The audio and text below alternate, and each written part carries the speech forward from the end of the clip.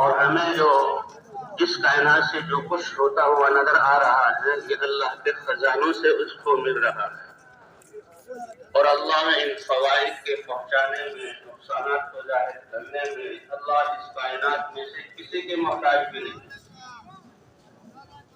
ساری کائنات اللہ کی مشیت اور ارادے کے تحت ہے، قدرت کے تحت ہے۔ ان اللہ قد احاط بكل شيء علما، اللہ کے علم نے ساری کائنات کو گھیرا ہوا ہے۔ یہ دعویٰ ہے کہ ساری جو بابرکت ہے وہ ذات جس کے قبضہ قدرت میں ساری کائنات کی بادشاہت ہے، کیونکہ اللہ نے اپنی قدرت سے پیدا کی ہے، اللہ ہی کرا رہے ہیں، اللہ ہی اپنے خزانوں سے ان کو دے رہے ہیں۔ اور فرمایا الذی خلق الموت، جس نے موت کو پیدا کیا۔ اب یہ موت ایک راستہ ہے اور ایک پل ہے اور ایک دروازہ ہے جس سے ہر ایک نے گزرنا ہے، جس سے مفر نہیں۔ اتنی چیزوں کا انکار کرنے والے لوگ موجود ہیں، لیکن موت کا آج تک کوئی مائی کا لال انکار نہیں کر سکا۔ اور موت انسان کے ختم ہونے کا نام نہیں، بلکہ وہ تو ہمیشہ کی زندگی کی طرف منتقل ہو جانے کا نام ہے۔ اور اللہ نے یہ زندگی جو امانت دی ہے، آخرت کا سرمایہ تیار کرنے کے لیے جو مہلت دی ہے، اس کے ختم ہونے کا نام ہے۔ یہ دار العمل ہے، عمل یہاں کرنا ہے۔ دار الابتلاء ہے، یہ امتحان کی جگہ ہے۔ یہ گزرگاہ ہے، یہاں رہنا نہیں، آخرت کی طرف جانا ہے۔ بس موت آئی، پھر عمل کا دروازہ بند۔ اب تو جو کچھ کیا ہے اس کا بدلہ ملے گا۔ اس لیے فرمایا کن فی الدنیا کأنک غریب او عابر السبیل، دنیا میں ایسے رہو جیسے کہ ایک پردیسی ہوتا ہے۔ پردیس میں ہر وقت اس کا خیال اپنے وطن کی طرف اور اپنے ٹھکانے کی طرف ہوتا ہے،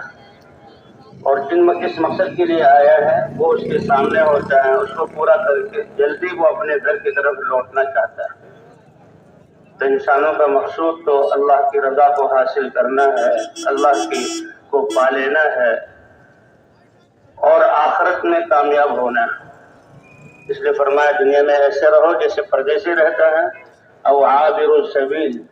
یا راہ گزرنے والا، راہ کو پار کرنے والا، تھک جائے، سانس چڑھ جائے، پسینہ پسینہ ہو جائے، کسی درخت کو دیکھ کر اور کسی سائے کو دیکھ کر تھوڑی دیر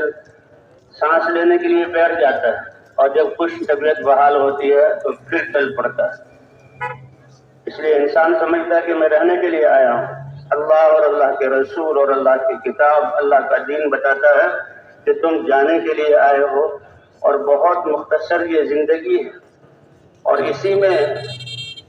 سرمایہ آخرت کا حاصل کرنا ہے۔ اگر وہ آخرت کو ٹھیک کرنے والا سرمایہ حاصل ہو گیا تو اللہ دنیا میں بھی اطمینان عطا فرمائیں گے، دنیا میں بھی چین اور سکون اور عزت عطا فرمائیں گے، اور اللہ دنیا میں بھی کامیاب کریں گے اور مسائل کو حل فرمائیں گے۔ اور پھر انسان پر بہت سارے آنے والے مراحل ہیں، موت کا مرحلہ کہ روئیں سے روح کا نکلنا، اس کو اللہ آسان فرمائیں گے۔ پھر قبر میں انسان رکھا جاتا ہے، وہاں سوال ہوں گے تین، من ربک، تمہارا رب کون ہے، وما دینک، تمہارا زندگی گزارنے کا طریقہ کیا ہے، اور تمہارا نبی کون ہے، اور ایک روایت میں جس ہستی کو تمہارے لیے رسول بنا کر بھیجا گیا تھا وہ کون ہے۔ یہ سوال ہوں گے۔ پھر میدان محشر میں پیش ہونا ہے۔ ابھی اللہ نے آسمان کو بنایا، زمین کو بنایا، اس پر پہاڑ نصب کیے، سمندروں کو بنایا، دریاؤں کو چالو کیا، ہوائیں چلائی، جانوروں کو پیدا کیا، صحرا بنائے، پھر انسان کا سلسلہ چلا۔ اب آدم علیہ السلام سے لے کر آج تک یہ انسان کی تاریخ ہزاروں سال پر محیط ہے، اور آج سے لے کر قیامت جب آئے گی وہ اللہ ہی جانتے ہیں کتنے سال ہوں گے۔ اب یہ سارے خرب خرب انسان دنیا میں آنا اور دنیا میں زندگی بسر کرنا اور پھر آگے جانا، یہ تاریخ ہزاروں سال پر محیط ہے، لیکن اللہ اسی انسان کے لیے پھر میدان محشر کو قائم فرمائیں گے۔ زمین کو بنایا جائے گا، انسان کے جسم کے اعضاء کو اکٹھا کر کے جسم کو کامل بنایا جائے گا، سور اللہ کے حکم سے پھونکا جائے گا، جسے سور کے پھونکنے پر اللہ تعالیٰ ساری دنیا کو تباہ کر دیں گے، سمندروں میں آگ لگ جائے گی اور یہ پہاڑ دھنی ہوئی روئی کی طرح بن کر ہواؤں میں اڑیں گے، کالعہن المنفوش، اور سورج اور چاند کی بساط کو لپیٹ دیا جائے گا، آسمان ٹوٹ جائیں گے، فرشتے بھی ختم ہو جائیں گے، حتیٰ کہ آتا ہے ملک الموت کہیں گے اے اللہ تیرے عرش کو اٹھانے والے مقرر فرشتے اور یہ 4 مقرر فرشتے رہ گئے ہیں اور آپ کی ذات ہے، کیا حکم؟ اللہ فرمائیں گے یہ عرش کے اٹھانے والے فرشتوں کی بھی روح نکال لو، اور پھر یہ 3 فرشتے ہیں ان کی روح بھی نکال لو۔ پھر اللہ پوچھیں گے کون باقی کہ اے اللہ آپ ہیں یا میری ہستی ہے؟ اللہ فرمائیں گے تو بھی مر جا، تو وہ ملک الموت بھی مر جائیں کہ اللہ کسی کی روح نکالنے میں کسی مخلوق کے محتاج نہیں۔ اور پھر یہ آواز لگے گی لمن الملک اليوم، دھوکے میں پڑے ہوئے تھے، اس زمین کو اپنا سمجھتے تھے، اپنے نام کی تختی لگواتے تھے، یہ کہتے تھے کہ یہ گھر میرا ہے اور یہ کھیت میرے ہیں، یہ کرسی میری ہے، یہ عہدے میرے ہیں، یہ کارخانے میرے ہیں۔ آخر تم سے پہلے بھی تو کچھ لوگ آئے تھے، وہ بھی یہیں رہتے تھے، اور ان کا آنا جانا تمہارے لیے ایک عبرت تھا، ایک نشانی تھا۔ تم تو بڑے دعوے کرتے تھے کہ ہم ماضی سے سبق سیکھتے ہیں، کیا سبق سیکھا؟ کیسے دنیا نے تمہیں دھوکے میں ڈال دیا؟ یا ایھا الناس ان وعد اللہ حق، کیسے اللہ نے فرمایا اے دنیا بھر کے انسانوں اللہ کا وعدہ سچا ہے، اللہ ہر چیز پر قادر ہے، وہ وعدہ خلافی نہیں کرتے۔ موت آئے گی، دوبارہ اٹھایا جائے گا اور تمہارے اعمال کے لیے ترازو لگائے جائیں گے، کیونکہ انسان اور جنات کے علاوہ آسمان ہے، زمین ہے، خزانے ہیں، فرشتے ہیں اور کتنی مخلوقات ہیں۔ وَلِلَّهِ جُنُودُ السَّمَاوَاتِ وَالْأَرْضِ، اللہ کے لشکر ہیں، تو ان کو تو اللہ نے تسخیر کے اوامر دیے، خدمت میں لگایا۔ آتا کل شیء خلقہ ثم ہدی، ہر چیز کو پیدا کر کے یہ خدمت تو نے کرنی ہے۔ سورج کو بنایا، اس میں روشنی دی، حرارت دی، اس کو رفتار دی، اس کو راستہ بتلایا، متعین کیا اور فرمایا چلو والشمس تجری لمستقر لها، اس وقت سے وہ سورج چل رہا ہے، اور جب اللہ فنا کرنے کا ارادہ فرمائیں گے یہ سورج جو ہے ختم ہو کر پھر اپنے کام سے رکے گا۔ آسمانوں کو، ستاروں کو، کہکشاؤں کو، ہواؤں کو، حتیٰ کہ فرشتوں کو بھی پیدا کر کے ان کو جو ہے اللہ نے اپنی طاعت میں لگا دیا۔ لا یعصون اللہ ما امرہم ویفعلون ما یؤمرون، جو اللہ نے حکم دیا اس کی نافرمانی کر نہیں سکتے، اور جو حکم دیا اس میں وہ لگے رہتے ہیں۔ اس لیے آتا ہے 7 آسمان، یہ زمین کی کیا حیثیت ہے؟ یہ اس آسمان کے بیچ میں کتنے سیارے، کتنے سورج، یہ چاند اور کتنے سیارے جو تیر رہے ہیں فضاؤں میں، زمین سے بڑے بڑے، اور یہ چھوٹی سی زمین 70% پانی، کتنے پہاڑوں نے جگہ روکی ہے، کتنے صحراؤں نے جگہ روکی، کتنے جنگل، 7 ارب انسان، پھر بھی کتنی جگہ خالی ہے، تو ان کی کیا حیثیت؟ تو یہ تو بہت تھوڑے ہیں۔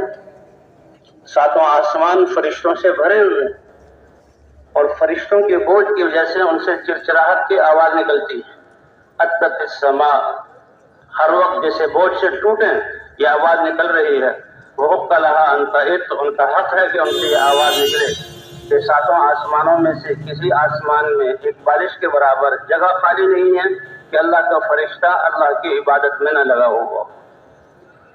قیام میں ہے، رکوع میں ہے، سجدے میں ہے، قومے میں ہے، جلسے میں ہے، اور اللہ نے ان ساری فرشتوں کی عبادات کے مجموعے کو مسلمان کی 2 رکعت نماز میں جمع کر دیا ہے۔ فرشتوں کی ہزارہ سال، اربہ سال کی عبادت 2 رکعت نماز میں قیام بھی ہے، رکوع بھی ہے، سجدہ بھی ہے، قومہ بھی ہے، اور فرمایا کہ اس ایمان والے کو نماز میں ایک ایسا عمل دیا گیا جو فرشتوں کے پاس میں نہیں ہے، اور وہ ہے قرآن پاک کی تلاوت، کہ قرآن تو اس امت کو ملا ہے۔ تو بہرحال اللہ نے کائنات کو پیدا کیا اور ان کو خدمت میں لگایا، اور وہ اس میں لگے ہوئے ہیں، نافرمانی کر نہیں سکتے، اور انسان کو اللہ نے پیدا کیا، اپنے احکام اور اپنا دین مرحمت فرمایا، اور اس دین میں اللہ تعالیٰ نے دنیا اور آخرت کی کامیابی کا جو ہے مدار رکھا ہے۔ کہ ایمان اور اعمال ہوں گے تو اللہ دنیا میں بھی کامیاب کریں گے، آخرت میں بھی کامیاب کریں گے۔ انسان بھی کامیابی چاہتا ہے اور اللہ تعالیٰ بھی اس کو کامیاب کرنا چاہتے ہیں۔ تو بہرحال اللہ تعالیٰ اس زمین، اب یہ 7 ارب انسان کتنی تھوڑی سی جگہ میں ہے، کتنی جگہ ابھی خالی ہے اور آبادی بڑھ رہی ہے، اور قیامت میں اللہ جب دوبارہ زمین کو پیدا فرمائیں گے، پھر سور پھونکا جائے گا، انسانوں کے جسم بنیں گے اور انسانوں کے جسم زمین سے اگیں گے اور ان میں روحیں ڈالی جائیں گی، اور اللہ آدم علیہ السلام سے لے کر آخری آنے والے انسان اور سارے جنات کو پھر زندہ کر کے میدان محشر میں کھڑا کریں گے۔ فرشتوں نے گھیرا ہوا ہوگا اللہ کا دربار، دائیں طرف جنت ہوگی اور بائیں طرف دوزخ ہوگی، تکاد تمیز من الغیظ، نافرمانی کی وجہ سے، غصے سے، ایسے جیسے اس کی وہ پھٹ جائے اور آگ اس کی دیواروں سے باہر نکل جائے اور نافرمانوں کو بھسم کر دے۔ فرشتوں نے اس کو کھینچا ہوا ہوگا۔ تو آتا ہے کہ وما امر الساعۃ الا کلمح البصر، اللہ اپنی قدرت بیان فرماتے ہیں کہ یہ زمین کو دوبارہ پیدا کرنا، سارے انسانوں کو کامل کرنا، روحیں ڈالنا، میدان محشر میں جمع کرنا، یہ اللہ ایسی قدرت والے ہیں۔ جیسے تم آنکھ جھپک کر بند کر کے کھولتے ہو، ایک عمل کیا، اللہ اس سے بھی کم عرصے میں اس سارے منظر کو قائم فرما دیں گے۔ وما امر الساعۃ الا کلمح البصر او هو اقرب، تو وعدہ ہے کہ تمہیں دوبارہ زندہ کیا جائے گا، اور تمہارے اعمال، یہ انسان کے جسم سے نکلنے والا عمل کوئی معمولی ہے، تمہارے اعمال کو تولا جائے گا اور نیکی اور بدی کو دیکھا جائے گا۔ جی ہاں، فاما من اوتی کتابہ بیمینہ فیقول ہاؤم اقرؤوا کتابیہ، کہ جس کا اعمال نامہ دائیں ہاتھ میں دیا گیا وہ تو خوش ہوگا، کامیاب ہوگا، اور کہے گا دنیا والوں، جہاں محشر والوں سے، سنو، لو یہ میری کتاب، پڑھ لو میری کتاب، کیوں مجھے یقین تھا میں نے اللہ سے ملنا ہے، اللہ کو حساب دینا ہے۔ تو بہرحال اللہ تعالیٰ نے تو یہ ان وعد اللہ حق، دوبارہ پیدا کیے جاؤ گے، ترازو قائم ہوگا، تمہارے نامہ اعمال کو تولا جائے گا، اور نیک لوگوں کو جنت میں، تو یہ اللہ کے وعدے سچے ہیں۔ فلا تغرنکم الحیات الدنیا، دنیا کی زندگی تمہیں دھوکے میں نہ ڈال دے، اور یہ شیطان دھوکہ دینے والا یہ تمہیں دھوکے میں نہ ڈال دے۔ حضور صلی اللہ علیہ وسلم نے بھی فرمایا، یا ابا سفیان، اے ابو سفیان، واللہ لتموتن، یقیناً تم مرو گے، اور اس کا تو کوئی انکار نہیں کر سکتا، ثم لتبعثن، پھر تم کو دوبارہ زندہ کیا جائے گا۔ جس اللہ نے عدم سے وجود دیا، وہ اللہ تمہارے بکھرے ہوئے اجزاء کو جمع کر کے روح ڈال کر زندہ کرنے پر قادر ہے، اور تمہارے اعتبار سے پہلی دفعہ چیز کو بنانا مشکل ہوتا ہے، جب چیز کا نمونہ سامنے آ جائے پھر آسان، اور اللہ کے لیے تو برابر ہے۔ اس لیے واللہ لتموتن، تم مرو گے، ثم لتبعثن، پھر تمہیں دوبارہ زندہ کیا جائے گا، اور پھر تمہارے اعمال کے مطابق فیصلہ ہوگا۔ لَيَدْخُلَنَّ مُحْسِنُكُمُ الْجَنَّةَ، تم میں سے اچھا عمل کرنے والا جنت، جو اللہ کی رحمتوں اور نعمتوں کی جگہ ہے، اللہ کی رضا والی جگہ ہے، اس میں داخل ہو۔ وَلَيَدْخُلَنَّ مُسِيئُكُمُ النَّارَ، اگر اللہ نے معاف نہ کیا تو تم میں سے جو برے اعمال کرنے والا ہے وہ جہنم میں داخل ہوگا۔ اس لیے کائنات میں ہر چیز کو پیدا کر کے اللہ نے اس کی خدمت اس کو بتلا کر اسی وقت اسی میں لگا دیا، اور وہ ذرہ برابر نافرمانی کر نہیں سکتے۔ کوئی سیارہ اپنے راستے سے ہٹ نہیں سکتا، اپنی رفتار میں جہاں اپنی رفتار کو سست نہیں کر سکتا۔ یہ سورج جو چل رہا ہے نہ اپنے راستے کو چھوڑ سکتا ہے، اور نہ رفتار میں کمی کر سکتا ہے، اور نہ اللہ کے خزانے سے جو روشنی حرارت مل رہی ہے اس میں کمی زیادتی کر سکتا ہے۔ ساری کائنات کو اللہ نے ایسے جوڑا ہوا، لیکن انسان کو اللہ نے اپنی چاہتیں، اپنے احکام کا مکلف بنایا، اور اس کے لیے اللہ نے آسمانوں سے علم اتارا، اور حضرات انبیاء کرام آئے، کیونکہ جو صلاحیتیں اللہ نے انسان کو دی ہیں کائنات میں سے کسی اور کو نہیں دی۔ یہ دل، اس میں یقین سب سے بڑی دولت ہے۔ یہ دل میں کسی کی محبت کا آنا یہ سب سے بڑا سرمایہ ہے۔ انسان کے بول یہ بہت بڑے طاقتور ہیں، جیسے لوگ بھی کہتے ہیں کہ زبان کا زہر جو ہے، یہ زبان کی کڑواہٹ یہ دنیا کے زہر سے بھی زیادہ ہے، اور زبان کی مٹھاس یہ شہد کی مٹھاس سے بھی زیادہ ہے۔ تو انسان کا یقین یہ بہت بڑی دولت، بہت بڑی قوت والی چیز، اور انسان کے جسم سے نکلنے والے اعمال، اس کا ایک ایک بول، اور اس کان سے سننا، آنکھوں سے کسی چیز کو بھی دیکھنا، ہاتھوں سے کسی چیز کو دینا اور لینا، اور پاؤں کی حرکت، اللہ نے اس کا بڑا اثر رکھا ہے۔ اور پھر ان سب اعضاء کے استعمال کو اعمال کہا جاتا ہے۔ عمل کی قیمت ایمان سے بنتی ہے کہ لا الہ الا اللہ، یہ کلمہ ایمان ہے۔ انسان اللہ سے وعدہ کرتا ہے اور اس کلمے کا زبان سے اقرار کرتا ہے، تو یہ اللہ سے اتنا بڑا وعدہ ہے۔ اللہ فرماتے میرا بندہ سمجھ گیا کہ میں ہی خالق ہوں، میں ہی مالک ہوں، مجھے الہ مانا ہے، ہر سانس اور ہر قدم پر یہ میرے حکموں کو دیکھے گا اور میری مرضی کے مطابق ان کو پورا کرے گا۔ جب اللہ سے عہد کرتا ہے تو اس کے ایک بول کی قیمت ساتوں زمین اور آسمان اگر ترازو کے ایک پلڑے میں رکھ دیے جائیں اور وہ مسلمان کا ایمان والا بول دوسرے پلڑے میں رکھ دیا جائے تو یہ اس کا ایمان والا بول بھاری ہو جائے گا۔ کہ ایک ایمان والا ایمان کی بنیاد پر گزرنا ہے راستے سے، اور آگے دیکھا کہ ایک کانٹے دار ٹہنی ہے یا جو بھی کوئی رکاوٹ ہے کہ آنے والے گزرنے والوں کی رفتار کو روکتا ہے اور اسے دائیں بائیں ہونا پڑتا ہے، یہ ذرا سی تکلیف، اس تکلیف سے بچنے کے لیے کہ راستہ صاف ہو جائے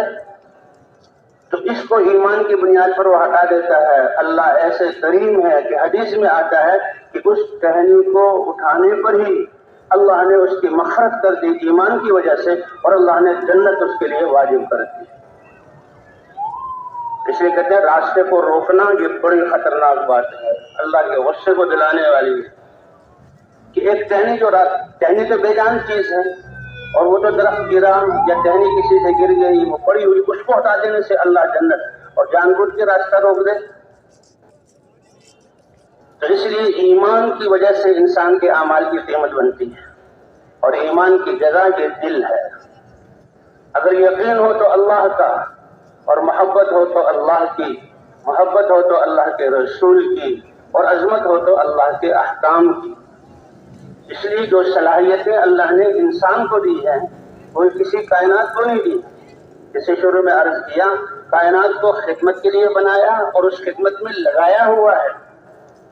اسی لیے انسان گدھے پر، گھوڑے پر، اور جو ہے اونٹ پر سوار ہوتا ہے، ہاتھی پر سوار ہوتا ہے،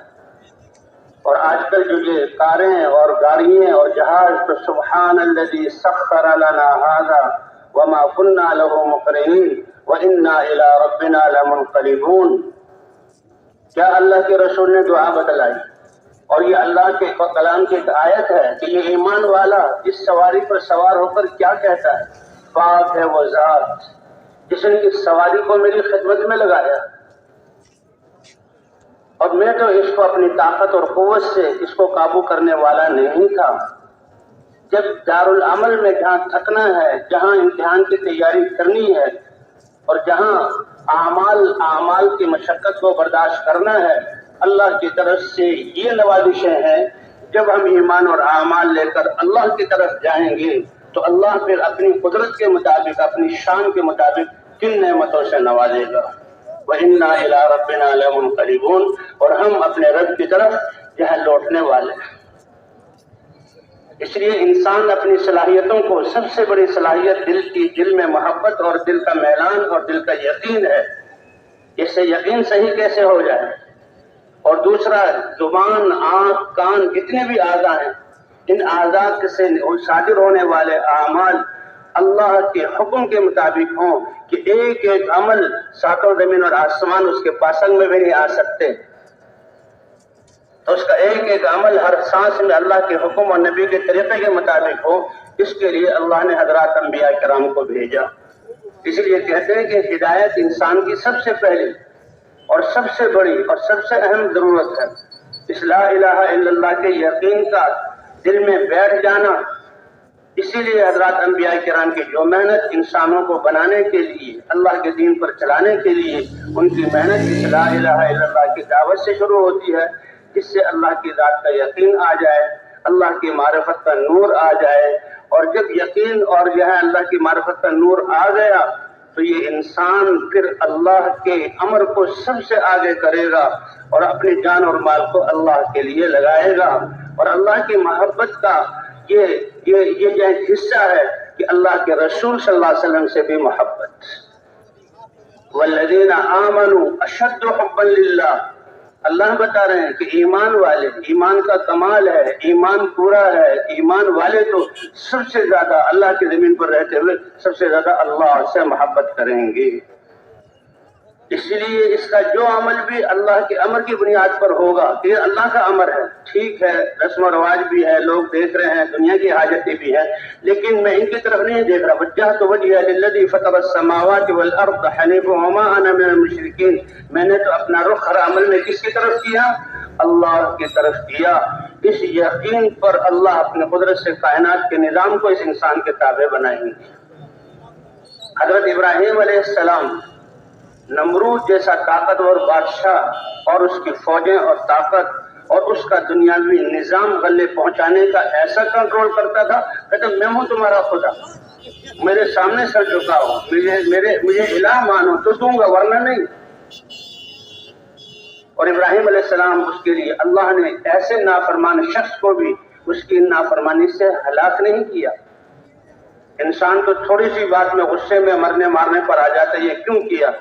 اے کریم رب آپ کے حلم کے قربان جائیں، کتنے حلیم ہیں، آپ کی زمین پر رہتے ہوئے ہم کتنی نافرمانیاں ہوتی ہیں اور آپ کتنے گناہوں کو بخش دیتے ہیں اور کتنے گناہوں میں توبہ کا انتظار کرتے ہیں کہ بندہ توبہ کر لے، اس کی زبان سے معافی کے الفاظ نکلیں، آنکھوں سے ایک آنسو کا قطرہ بہ جائے تو میں اس کے سارے گناہوں کو معاف کر دوں۔ اس پوری طاقت نے ابراہیم علیہ السلام کے لیے آگ جلائی اور ابراہیم علیہ السلام اکیلے ان کو باندھ کر منجنیق پر بٹھایا گیا تاکہ جھٹکے کے ذریعے فضاؤں میں اڑتے ہوئے آگ کے بیچ میں آ جائیں۔ تو یقین انسان کے لیے اتنی بڑی دولت ہے کہ ذرہ برابر ابراہیم علیہ السلام کا دل اس سارے منظر سے متاثر نہیں ہے، نہ کوئی ڈر ہے نہ کوئی خوف ہے، کیونکہ ہوگا وہ جو اللہ کا امر ہوگا اور اللہ چاہیں گے اور اللہ کی چاہت کو پورا کرنے میں کامیابی ہے۔ اس لیے کوئی پریشانی نہیں، کوئی واویلا نہیں، کوئی کسی وہ جو ہے وہ التجا نہیں۔ فرشتے بھی آ گئے اور فرشتوں نے کہا اے ابراہیم اگر ہمیں ہمارے لیے کوئی خدمت، اگر آپ حکم دیں، یہ پہاڑوں کا فرشتہ ہے جس پر بیٹھ کر یہ اس عبرتناک سزا جو اپنے ذہن کے مطابق دے رہے ہیں اس کا نظارہ کر رہے ہیں، انہی پہاڑوں کو یہ پہاڑوں کا فرشتہ ملا کر اور جیسے دو چکی کے پاٹ میں دانوں کو پیسا جاتا ہے، ان سب فوجوں کو، ہتھیاروں کو اور انسانوں کو، کافروں کو اس طرح قیمہ بنا کر ختم کر دیا جائے۔ اگر آپ ہواؤں کو حکم دیں تو اسی آگ کو اڑا کر ان پر ڈال دیا جائے، راکھ بن جائیں۔ اگر یہ پانی کا فرشتہ اس کو حکم دیں تو بارش برسا کر یہ آگ کو بجھا دیا جائے۔ فرمایا کہ اگر اللہ نے تمہیں حکم دیا ہے تو وہ تو تمہارے لیے کرنا ضروری ہے، اگر حکم نہیں دیا تو پھر مجھے اور میرے اللہ کو کے درمیان معاملہ چھوڑ دو۔ حسبی اللہ نعم الوکیل نعم المولا و نعم النصیر، میرے لیے میرا اللہ کافی ہے اور اللہ بہترین کارساز ہے، بہترین خیرخواہ ہے۔ فرمایا اس یقین کی بنیاد پر اللہ نے جب ابراہیم علیہ السلام کو یہ نہیں کہ پہلے سے آگ کو بجھایا، اللہ نے اپنی یہ قدرت بھی دکھلائی کہ آگ کا جلانا کس کے امر سے ہے؟ اللہ کے امر سے۔ آگ کی لپٹوں نے ان کا استقبال کیا، آگ کے بیچ میں انگاروں کے بیچ میں آئے، اللہ کا براہ راست حکم آیا یا نار کونی بردا و سلاما علی ابراہیم، اے آگ میرے ابراہیم کے لیے ٹھنڈی بھی ہو جا اور سلامتی والی بھی ہو جا۔ اتنی ٹھنڈی بھی نہیں کہ ٹھنڈ سے تکلیف ہو، سلامتی والی۔ فرمایا وہ 40 دن جو آگ میں گزرے ہیں، میری بچپن جو شاہی محلات میں اور باپ ان کے وزیر تھے نمرود کی جہاں قرب میں گزرا ہے، تو ان سب سے بہترین دن اور راحت اور آرام اللہ نے مجھے آگ کے بیچ میں پہنچا ہے۔ وہی آگ اسی وقت میں ان رسیوں کو جلانے والی ہے جس سے بندھے ہوئے ہیں، اور ابراہیم علیہ السلام کے جسم کا کوئی بال اور کسی جو ہے وہ جو کپڑے کے کسی دھاگے اور تار کو جلانے والی نہیں ہے۔ تو یہ یقین ہے جو حضرات انبیاء کرام لے کر آتے ہیں، اور سب سے پہلے اس یقین کو اور جب یہ یقین آ جاتا ہے پھر انسان اللہ کے احکام کو مانتا ہے۔ اسی بنا پر حضرت ابراہیم علیہ السلام کو جب حکم ہوا کہ اپنی جوان بیوی ہاجر علیہ السلام اور دودھ پیتا بچہ اسماعیل علیہ السلام، کتنا سعادت مند، کتنے نصیبوں والا یہ بچہ، ایک تو اس کی اپنی بچے کی اپنی عظمت، اور دوسرا 90 سال کے بڑھاپے کی عمر میں اللہ نے دیا، اس سے کتنی محبت۔ لیکن ایمان والوں کے لیے تو اور پھر انبیاء کرام، اللہ کی محبت ان سب چیزوں پر غالب ہوتی ہے، پھر اللہ ان کو نوازتے ہیں۔ اے ابراہیم، اس بیوی کو اور اپنے اس بچے کو لو اور چلو، اور جہاں میرا حکم ہے وہاں چھوڑو۔ اب شام کے کھیتوں لہلہاتے کھیت اور سرسبز پھلوں سے لدے ہوئے باغات اور صاف پانی کے چشمے اور نہریں اور ٹھنڈی ہوائیں اور بہترین عمارتیں اور گھر وہاں سے لے کر نکلے، اردن کے دشت اور میدانوں سے گزرے اور حجاز کے پہاڑوں میں داخل ہوئے، مہینے کا سفر، اور جب ایسے سخت پہاڑ آ گئے کہ جس کے چاروں طرف میلوں تک زندگی کے کوئی اسباب نہیں، ہلاکتوں کے سارے اسباب ہیں، وہاں پر بیوی کو اتارا اور جو مشکیزے میں پانی بچا ہوا تھا وہ دیا، اور تھیلے میں کھجوریں تھی وہ دی، بچے کو حوالے کیا اور اترے نہیں بلکہ اپنی سواری کو موڑنے لگے۔ حضرات انبیاء کرام کے اخلاق اپنے گھر والوں کے ساتھ، وہ تو اخلاق کو پورا کرنے کے لیے اور جو ہے کرداروں کو خوبصورت بنانے کے لیے تشریف لاتے تھے۔ حضور صلی اللہ علیہ وسلم نے فرمایا کہ میں تو بہترین اخلاق کو پورا کرنے کے لیے دنیا میں بھیجا گیا، تو ان کے اخلاق سب سے زیادہ اس کے حقدار ان کے گھر والے۔ حضور نے فرمایا خیرکم خیرکم لأہلہ وانا خیرکم لأہلی، تم میں سب سے بہترین وہ ہے جو اپنی بیوی، بچوں، ماں باپ اور اولاد کے ساتھ سب سے اور رشتے داروں کے ساتھ سب سے اچھا معاملہ کرے، کیونکہ تمہارا نبی، نبیوں کا سردار حضرت محمد صلی اللہ علیہ وسلم وہ اپنے گھر والوں کے لیے سب سے زیادہ بہترین ہے۔ تو ایسی انبیاء کرام، حضرت حاجر علیہ السلام کی صحبت، ان کے حسن اخلاق،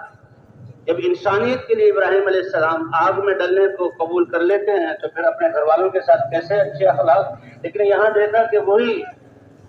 شوہر اتنے محبت والا اب سواری کے نکیل کے ذریعے اس کے رخ کو موڑ کر جانا چاہتا ہے۔ حاجر علیہ السلام پیچھے دوڑی، اے ابراہیم کہاں چھوڑ رہے ہو، کیوں چھوڑ رہے ہو، کس کے حوالے کر رہے ہو؟ 2-3 دفعہ سوال کیا لیکن جواب کی اجازت نہیں ہے کہ سمجھاؤ۔ لیکن پھر اسی عورت کے دل میں خیال آیا یہ تو اللہ کے نبیوں میں سے اللہ کے خلیل ہیں اور کیسے یہ داعی ہیں، تو ان کا تو کوئی قدم اللہ کے امر کے بغیر ہوتا نہیں۔ فرمایا اللہ امرک بہذا، کیا اللہ نے تمہیں حکم دیا اس بات کا؟ تو اشار براسہ، سر سے بھی اشارہ کیا اور زبان سے بھی فرمایا ہاں، تمہیں شام سے لینا اپنے اس دودھ پیتے بچے کو اور اس حسین خوبصورت اور اتنے سعادت بچے کو تمہاری گود میں یہاں چھوڑنا ایسی وادی میں کہ ہلاکتوں کے سارے اسباب ہیں اور پلنے کا کوئی سبب نہیں سوائے اللہ کی قدرت کے، اور وہ سب سے بڑی چیز ہے، اس اللہ نے حکم دیا، زبان سے ہاں کہا، چلا چلے۔ بس اس عورت کے زبان سے جو ایمان والا کلمہ پھر چلے جائیے، اذن لا یضیعن اللہ، پھر تو اللہ مجھے اور میرے بچے کو ضائع نہیں کریں گے۔ پھر اس یقین کی لاج اور اس یقین کی بنیاد پر اللہ تعالیٰ نے کیسے ان آب زمزم کا اظہار کیا اور کیسے اس بیابان کو مکہ شہر بنوایا اور بیت اللہ وہاں بنا، اور اس وقت سے لے کر آج تک، حالانکہ وہاں کوئی زراعت کے نقشے نہیں اور حضور کے زمانے میں کوئی تجارت کے نقشے نہیں تھے، کیسے اللہ نے ارب ارب انسانوں کے رزق کا اور ان کی حفاظت کا اور ان کے اطمینان کا ذریعہ بنایا۔ فرمایا یہ امن والا شہر بنایا، حتیٰ کہ یہاں تو جانور بھی امن میں ہیں، نہ شکار کرنے کی اجازت ہے، نہ وہاں گھاس کو اکھاڑنے کی اجازت ہے حاجی کے لیے۔ تو جو ایمان اذن لا یضیعن اللہ، تو ایمان اتنی بڑی چیز ہے، ایسی طاقتور چیز ہے۔ تو حضرات انبیاء کرام کہ دل کی صلاحیت اور دل سے کے یقین سے فائدہ اٹھانا ایمان کی صورت میں، اور جسم سے نکلنے والے اعمال اللہ کی طاعت کی صورت میں، حضرات انبیاء کرام اس کی محنت لگ کر آتے تھے، اور سب سے آخر میں سارے نبیوں کے سردار حضرت محمد صلی اللہ علیہ وسلم اس مبارک محنت کو لے کر آئے۔ کہ اے انسانوں تمہاری کامیابی ایمان میں اور اللہ کے احکام کو پورا کرنے میں، اعمال میں، اور بنیادی چیز ایمان. اس لیے حضرت محمد صلی اللہ علیہ وسلم نے لا الہ الا اللہ جو سب سے بڑا کلمہ ہے، کلمہ معرفت ہے، کلمہ تقوی ہے، کلمہ اخلاص ہے، اس کی دعوت شروع کی اور فرمایا کہ میں ایسا کلمہ لے کر آیا ہوں، اگر اس کلمے کو تم صدق کے دل سے کہہ لو تو یہ بگڑے ہوئے ضدی اپنی بچیوں کو زندہ درگور کرنے والے، اپنے بچوں کو جو پیدا ہو چکا فقر کے در سے گلا گھونٹ کر مارنے والے، اور بیت اللہ کا ننگے طواف کرنے والے، اور بیت اللہ کے چاروں طرف غیر اللہ کی یعنی بتوں کی عبادت کرنے والے، اللہ ان کی زندگی کو ایسے پاکیزہ اور ایسے مرتب کر دے گا، ایسے سلیقے آداب دے دیں گے کہ روم اور فارس دنیا کی ملک جو ہے ممالک قیامت تک آنے والی انسانیت اپنے سلیقوں کو بھول کر ان جو راستوں کو اختیار کرے گی. اتنا بڑا وعدہ اللہ نے اس کلمے پر فرمایا. اللہ کے رسول بتا رہے ہیں تدین لکم العرب وتؤدی الیکم الجزیہ العجم. لیکن آپ صلی اللہ علیہ وسلم آخری نبی ہیں، آپ کے بعد کوئی نبی نہیں آئے گا. جیسے اللہ رب ہیں اور جسمانی غذاؤں کے لیے کتنے نظام ہیں، کتنے کام ہیں، تو اسی طرح روحانی تربیت کے لیے اللہ کی طرف سے نبیوں کا آنا. وَإِن مِّنْ أُمَّةٍ إِلَّا خَلَا فِيهَا نَذِيرٌ وَلِكُلِّ قَوْمٍ هَادٍ. کسی قوم کو ہم نے ڈرانے والے اور نبی اور بشارت سنانے والے اور رسول کے بغیر خالی نہیں چھوڑا. نبی کی محنت سے ایمان اور اعمال آتے اور اللہ باطل والوں کے خلاف فیصلہ فرما کر دنیا کو ان کی شر سے پاک کرتے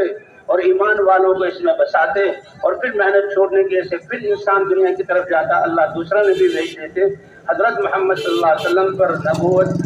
کے تشریف لانے پر نبوت پر مہر لگا کر اللہ نے اب نبوت کا دروازہ بند کر دیا. اب کوئی نبی نہیں آئے گا اور امت آپ کی سب سے بڑی اور پوری زمین کے انسان اور قیامت تک آنے والے انسان، اے اللہ ان تک پیغام کون پہنچائے گا؟ اس پر اللہ کا جواب، اے نبی آپ کی امت کو ہم نے اب اس مبارک کام کے لیے چھانٹ لیا اور ایمان والوں کو حکم دیا وجاہدوا فی اللہ حق جہادہ، اللہ کے دین کے لیے اپنے جان اور مال کو لگاؤ. یہ جان بھی اللہ کی امانت ہے، یہ مال بھی اللہ کی امانت ہے، اور ایسے لگاؤ جیسے اللہ نے لگانے کا حق ہے، کیونکہ پرکھنے والے اللہ ہیں. اللہ نے اس کام کے لیے تمہیں چن کر بھیجا ہے. اس لیے حضور صلی اللہ علیہ وسلم نے پہلے دن سے امت کو اپنے ساتھ لیا، اور یہ دعوت والا کام امت کو امت ہوتے ہوئے اللہ نے یہ کام اس امت کو عطا فرمایا. اور دین کی فکر اور دین کی دعوت اور نسلوں کی تربیت یہ اللہ نے ہمارے دل میں کی. جیسے مرد مکلف ہیں، عورتیں امت ہوتے ہوئے کام نبیوں والا کریں. اور رسول اور انبیاء تو مرد ہوتے تھے، لیکن یہ امت جو نبیوں والا کام کر رہی ہے، جیسے مردوں کے ذمے ہے محنت ہے، اس طرح عورتوں کے ذمے بھی دین کی فکر، محنت اور بچوں کی دینی تربیت اور دعوت والا بنانا یہ اللہ نے اس عورتوں کے ذمے بھی کیا. اس لیے حضور صلی اللہ علیہ وسلم جب آپ دعوت دے رہے ہیں اور جو ایمان لاتا ہے فوراً یہ لا الہ الا اللہ، جیسے پہلی امتوں کے لیے اس اقرار پر اللہ اپنا دین اس کی توفیق ان کو عطا فرماتے تھے اور نبیوں کو حکم ہوتا تھا سکھلاؤ، تو اسی طرح اس امت کے لیے لا الہ الا اللہ محمد الرسول اللہ. اے امت محمدیہ علی صاحبہا الصلاۃ والسلام، اللہ کے حکیم اللہ پر ایمان بھی لاؤ، اللہ کے احکام کو پورا بھی کرو، اور محمد الرسول اللہ کے اقرار کی وجہ سے اب حضرت محمد صلی اللہ علیہ وسلم والی محنت والا کام بھی کرو. اتنا بڑا کام کہ پہلے انبیاء ان کی دائرہ نبوت محدود تھا، زمانہ محدود تھا، علاقہ محدود تھا، افراد محدود تھے. ان کی محنت کا اثر اس امت میں پڑتا تھا، اس میں سے ہدایت والے پیدا ہوتے تھے. اور یہ محنت ایسی ہے کہ اس کا اثر، تمہاری محنت کا اثر پورے عالم پر اور قیامت تک آنے والی نسلوں پر پڑے گا. اس لیے ہر کلمہ کو اس محنت کو کرتا تھا. خیر القرون قرنی، حضور صلی اللہ علیہ وسلم کی حدیث کہ آدم علیہ السلام سے لے کر، کیونکہ اعتبار انسانوں کا ہے، اللہ نے ہمیں انسان بنایا، آخرت کی طرف جانا ہے، تو آدم علیہ السلام سے لے کر حضرت محمد صلی اللہ علیہ وسلم تک یہ زمانہ جو ایک ظرف ہے، اس میں انبیاء اور قومیں آئیں اور انبیاء کی دعوت اور انبیاء کا تقوی، اللہ کی معرفت، اللہ کے ہاں محبوبیت اور ایمانداروں کی قدر اور عظمت اور ان کے اعمال، فرمایا کہ ان سب زمانوں میں بہترین زمانہ قرنی وہ زمانہ ہے جس میں حضرت محمد صلی اللہ علیہ وسلم ہے اور آپ کے ساتھ صحابہ کی جماعت ہے۔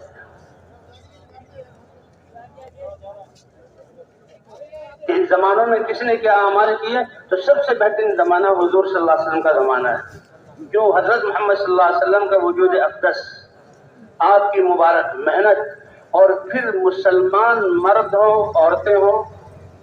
آزاد ہوں، غلام ہوں، لکھے پڑھے ہوں یا ان پڑھ ہوں، دیہات کے ہوں، شہر کے رہنے والے ہوں، اسباب والے ہوں یا بغیر اسباب کے ہوں، سب ہر ایک مسلمان وہی فکر ہے اور وہی محنت ہے اور وہی اعمال کر رہے ہیں جو حضور صلی اللہ علیہ وسلم کر رہے ہیں، کہ حضور صلی اللہ علیہ وسلم کی اتباع ایسی جیسے قدم بقدم صحابہ کرام مرد عورت ساتھ تھے۔ فرمایا اس لیے زمانوں میں سب سے بہترین زمانہ حضرت محمد صلی اللہ علیہ وسلم کا ہے، اس لیے کہ حضور صلی اللہ علیہ وسلم کی دعوت والی محنت کر رہے ہیں، ہر صحابی ایمان لا کر دعوت والی محنت کو کر رہا ہے، اور اس محنت کے کرنے میں جو حالات آ رہے ہیں اس پر صبر صحابہ کر رہے ہیں، جسے حضور، کیونکہ حضرات انبیاء کرام کی جو انفرادی زندگی، حضرات انبیاء کرام معصوم، ان کے اخلاق، ان کے اندر حیا اور ان کے جہاں انسانیت کی خدمت، لوگ اشش کرتے تھے اور ان پر رش کرتے تھے، لیکن ان کی ذاتی زندگی سے کوئی اپنی زندگی بدلتا نہیں تھا۔ اللہ کے رسول نے بھی تو 40 سال پیدائش سے لے کر اور جو ہے نبوت ملنے تک 40 سال گزارے، اور آپ کی پیدائش پر کتنے معجزات اللہ نے ظاہر کیے، ابھی نبوت نہیں ملی اور سب آپ کو صادق امین کہتے تھے، لیکن کسی نے یہ کہا ہو کہ میں یا میرے بچے وہ ایمان اور وہ زندگی اپنا لیں جو حضرت محمد صلی اللہ علیہ وسلم نے اپنائی ہوئی ہے، ایسا کوئی قصہ نہیں ملتا۔ اب اس باطل کے توڑ کے لیے اللہ نے نبیوں کو دعوت دی، ہر نبی جب دعوت شروع کرتا تو یہی تعریف کرنے والی قوم، کیونکہ یہ دعوت ان کے باطل معاشرے، ان کے غلط اخلاق اور ان کے ظلم کے خلاف ہے، ان کے باپ دادا کے طریقوں کے اور طاقت والوں کے طریقوں کے خلاف ہے، اس لیے سب دشمن بن جاتے اور اصل کام اس وقت شروع ہوتا۔ حضور صلی اللہ علیہ وسلم جمع کیا، کیسا تم نے پایا کہ آپ صادق ہیں اور امین ہیں، اور میری بات کو مانو گے کہ کیوں نہیں مانیں گے؟ تو اگر میں صفا پہاڑ پر کھڑا ہوں یہ بتاؤں کہ تم تو سامنے ہو اور یہ پہاڑ تمہارے سامنے اوٹ کیے ہوئے، پیچھے سے ایک لشکر آ رہا ہے اور صبح کا وقت ہے اور تم پر جو ہے تمہارے شہر کو لوٹ مار کرے گا اور تمہارے جو ہے گھروں کو برباد کرے گا، میری تصدیق کرو گے؟ سب نے کہا کیوں نہیں، اس زبان سے ہم نے خلاف واقع بات سنی ہی نہیں۔ تو فرمایا پھر سن لو، انا لکم نذیر عریان، اب میں اللہ کے عذاب سے ڈرانے والا ہوں اور تمہیں اللہ کی طرف بلانے والا ہوں اور تمہیں لا الہ الا اللہ کی دعوت دینے والا ہوں۔ جو ہی دعوت دی سارے مجمع نے ایک ہی دم،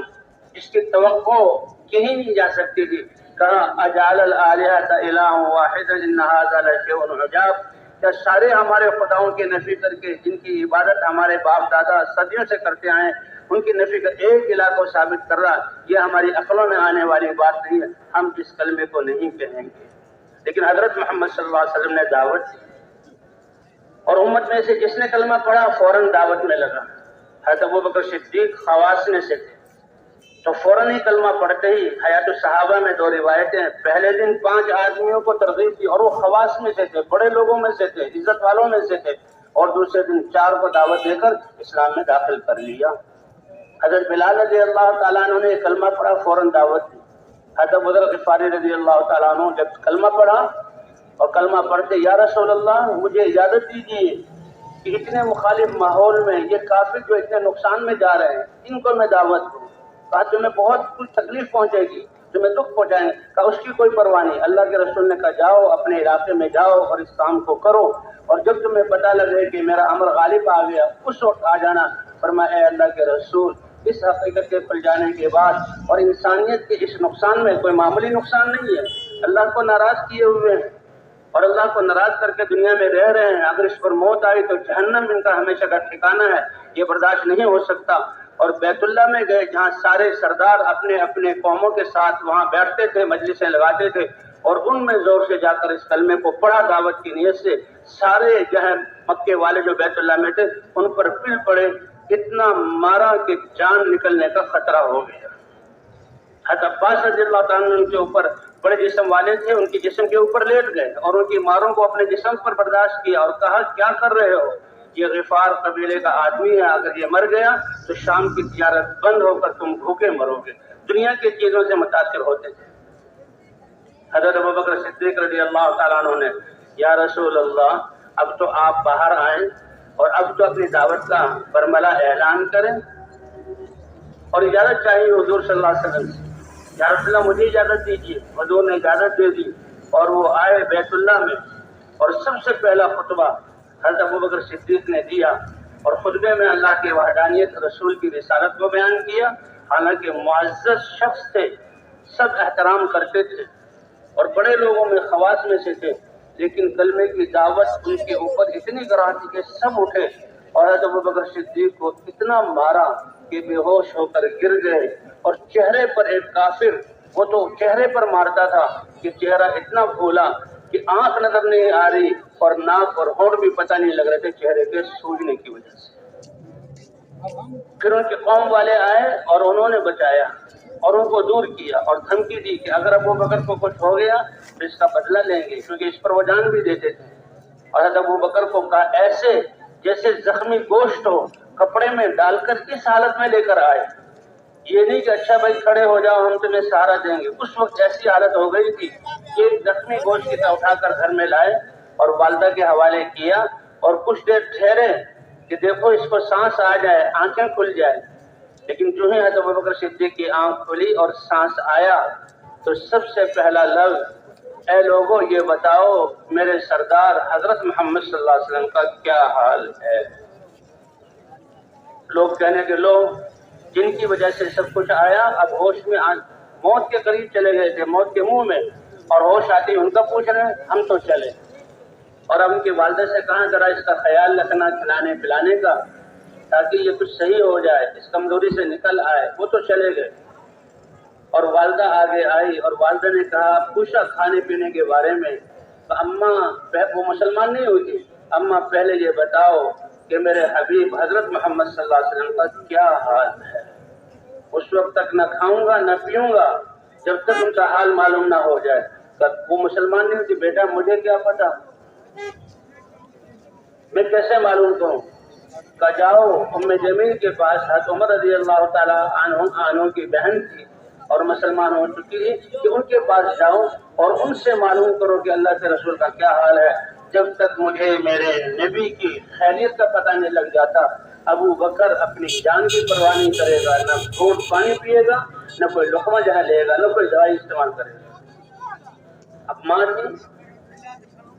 اور ماں تو مجبور ہو کر بیٹے کی یہ حالت اور اس کی ممتا میں مجبور ہو کر ام جمیل کے ہاں گئی، جانتے نہیں تھے ایک دوسرے کو۔ کہا ارے ام جمیل وہ حضرت محمد صلی اللہ علیہ وسلم کا کیا حال ہے میرا بیٹا پوچھ رہا، تو وہ بھی ڈر گئی کہ میرا اسلام ظاہر ہو گیا تو پتہ نہیں کیا ہو۔ کہ میں کیا جانوں حضرت محمد صلی اللہ علیہ وسلم کو؟ ہاں اگر تم ان کے بارے میں پوچھنا چاہ رہی ہو تو ان کا یہ حال ہے۔ وہ آئیں اب والدہ اور حضرت ابوبکر صدیق کو بتایا، حضرت ابوبکر صدیق اور وہ خود بھی ساتھ کہا مجھے کیا پتا، بلکہ یہ کہا کہ مجھے کیا پتا، چلو میں تمہارے بیٹے کے پاس، سنا اس کو بڑی مار پڑی ہے، میں کچھ ذرا حال احوال پوچھ لیتی۔ ابھی کچھ بتایا نہیں حضرت محمد صلی اللہ علیہ وسلم کے بارے میں، اور آئیں آ کر ابوبکر کے سامنے کھڑی ہوئی۔ ابوبکر نے حضرت محمد صلی اللہ علیہ وسلم کے بارے میں پوچھنا تھا تو اشارہ کیا تمہاری والدہ یہ کافر ہے، کہیں رات پاش نہ کر، اس سے نہ ڈرو یہ میری ماں ہے، اس سے تمہیں کوئی تکلیف نہیں پہنچے گی۔ کہا حضور صلی اللہ علیہ وسلم خیریت سے اور بالکل اپنی جگہ پر ٹھیک ٹھاک ہیں۔ ماں نے کہا اب تو کھا لو، اب تو پانی پی لو، اب تو کچھ سہارا کی چیز دے لو۔ کہا نہیں ماں میں جب تک کچھ کھاؤں پیوں گا نہیں جب تک ان آنکھوں سے حضرت محمد صلی اللہ علیہ وسلم کا دیدار نہ کروں۔ اور یہ نہیں کہ حضور کو بلاؤ، کہا مجھے لے چلو۔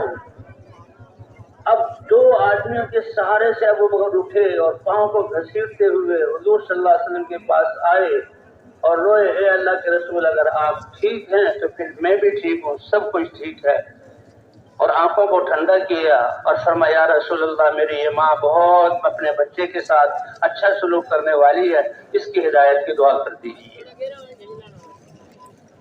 تو اس لیے ہر کلمہ وہ دعوت دینے والا اور دعوت کے راستے میں جو تکلیفیں آ رہی تھی اس پر صبر کرنے والا اور اس کو برداشت کرنے والا، کہا یہی تکلیفیں ہیں اور یہی مجاہدے ہیں، یہی قربانی ہے کہ جس کی وجہ سے اللہ باطل کی طاقت کو پاش پاش کر کے ختم کرے گا۔ اس لیے ہماری جماعتوں میں پیدل چلنا، بھوک پیاس کو برداشت کرنا، اللہ کے لیے لوگوں کی سننا اور سہنا کا، پیدل چلنے سے اللہ کا غصہ ٹھنڈا ہوگا، اور پیدل چلنے کی مشقت اور گرد و غبار پڑنے سے اللہ باطل کی طاقتور حصار کو توڑ کر ایمان اور ایمان کی فضاؤں کو قائم فرمائیں گے۔ تو حضور صلی اللہ علیہ وسلم کا جو زمانے کا بہترین ہونا کہ جیسے حضور داعی ہیں، ہر مسلمان مرد عورت داعی ہے، اور حضور تو معلم ہے، علم دے رہے ہیں،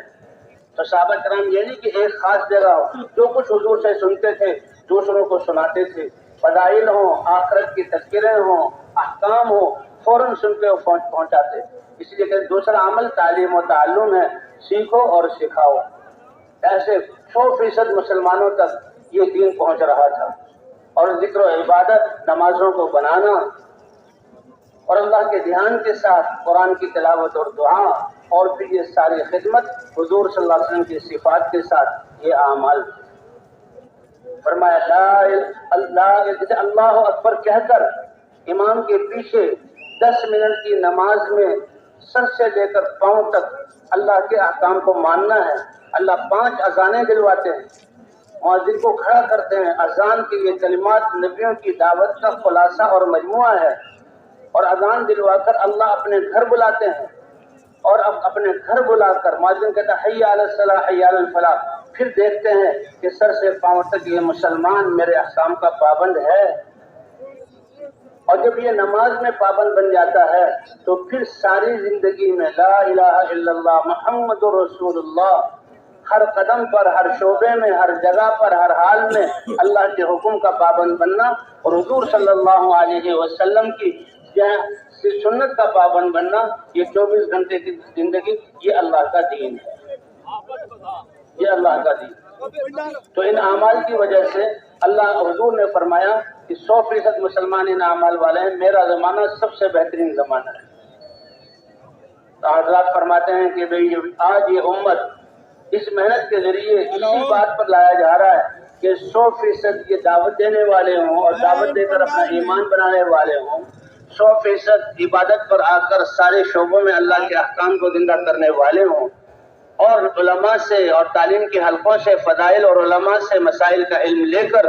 یہ دوسرے انسانوں کو سکھانے والے ہوں، اور اپنی عبادات کو اچھے سے اچھا بنانے والے ہوں، اور انسانیت کی خدمت کرتے ہوئے حضور صلی اللہ علیہ وسلم کی صفات کو اپنائیں۔ جتنے زیادہ یہ اعمال امت میں آ جائیں گے، اللہ وہی خیریں اور برکتیں ظاہر فرمائیں گے جو حضور کے زمانے میں ظاہر فرمائی تھی۔ اس زمانے کا بہترین ہونا ان اعمال کی وجہ سے۔ تو بھئی کیا خیال ہے، ہمیں ان اعمال کا اہتمام کرنا چاہیے؟ اسی لیے جمع ہوئے ہیں، اسی لیے اس میدان میں آئے ہیں، 3 دن سے بات سن رہے ہیں کہ کرنے والی ذات اللہ کی ہے، کامیابی اللہ کے خزانوں سے ملتی ہے، اور کامیابی کے لیے اللہ نے اپنے دین کو مدار بنایا ہے کہ اللہ کے احکام زندگیوں میں زندہ ہو جائیں، اور اس کا سبب حضرت محمد صلی اللہ علیہ وسلم کی محنت ہے۔ اسی لیے اپنے آپ کو حضرت محمد صلی اللہ علیہ وسلم کی محنت والا سمجھنا۔ اس لیے حضور نے فرمایا انا حسبکم من النبیین، اے میری امت فخر کرو کہ اللہ نے نسبتیں تو آخرت میں اللہ کی نسبت چلے گی، اللہ کے نبی کی۔ یہ قومیں، یہ علاقے، یہ زبانیں، یہ دنیا میں تعارف کے لیے ہیں، یہ فخر کرنے کے لیے نہیں، یہ تو صرف جان پہچان کے لیے ہے، ورنہ اصل نسبت ہم اللہ کے بندے ہیں اور حضرت محمد صلی اللہ علیہ وسلم کی امت میں ہے۔ یہ آخرت میں نسبت چلے گی، تو اس امت کو نسبت حضرت محمد صلی اللہ علیہ وسلم کی طرف پہلی کتابوں میں بھی اس کا ذکر ہوا، قرآن میں بھی اس کا ذکر ہے، اور قیامت میں بھی حضرت محمد صلی اللہ علیہ وسلم کی امت کی نسبت کے ساتھ ان کے ساتھ جوڑ کر ہمیں پکارا جائے گا۔ اس لیے فخر کرو اور ناز کرو کہ اللہ نے اپنے حبیب کو تمہارا رسول مقتدی بنایا ہے، اور اس کی محنت میں اور اس کے غم اور فکر میں اللہ نے تمہیں ان کی اقتداء کا حکم دیا ہے۔ اور فرمایا یہ میرا نصیبہ ہے کہ امتوں میں جو اللہ کے ہاں سب سے زیادہ پسندیدہ امت تھی اللہ نے وہ میری امت بنائی. انا حظکم من النبیین وانتم حظی من الامم، اور تم بہترین امت اس لیے ہو کہ تم سارے انسانوں کی ہدایت، نفع رسانی اور اللہ سے ملانا اس کے لیے نکالے گئے ہو. اور اس کا راستہ کیا ہے کہ مسلسل اللہ کا حکم اللہ کے احکام کا تم حکم کرتے رہو گے اور اللہ کے نافرمانیوں سے روکتے رہو گے. فضائیں پاک ہوتی رہیں گی، یہ دھرتی گناہوں کی آلائشوں اور بدبوؤں اور سیاہیوں سے پاک ہوتی رہے گی، اور اس پر بسنے والے ایمان کی فضاؤں میں سانس لیں گے تمہاری اس محنت کی وجہ سے. اس لیے تم بہترین امت ہو. اللہ کو سب سے زیادہ پسندیدہ وہ ہے. الخلق عیال اللہ، یہ ساری مخلوق اللہ کا کنبہ ہے. احب الخلق الی اللہ من احسن الی عیالہ، اللہ کو سب سے زیادہ محبوب وہ ہوگا جو اللہ کی مخلوق کے ساتھ سب سے اچھا معاملہ کرے.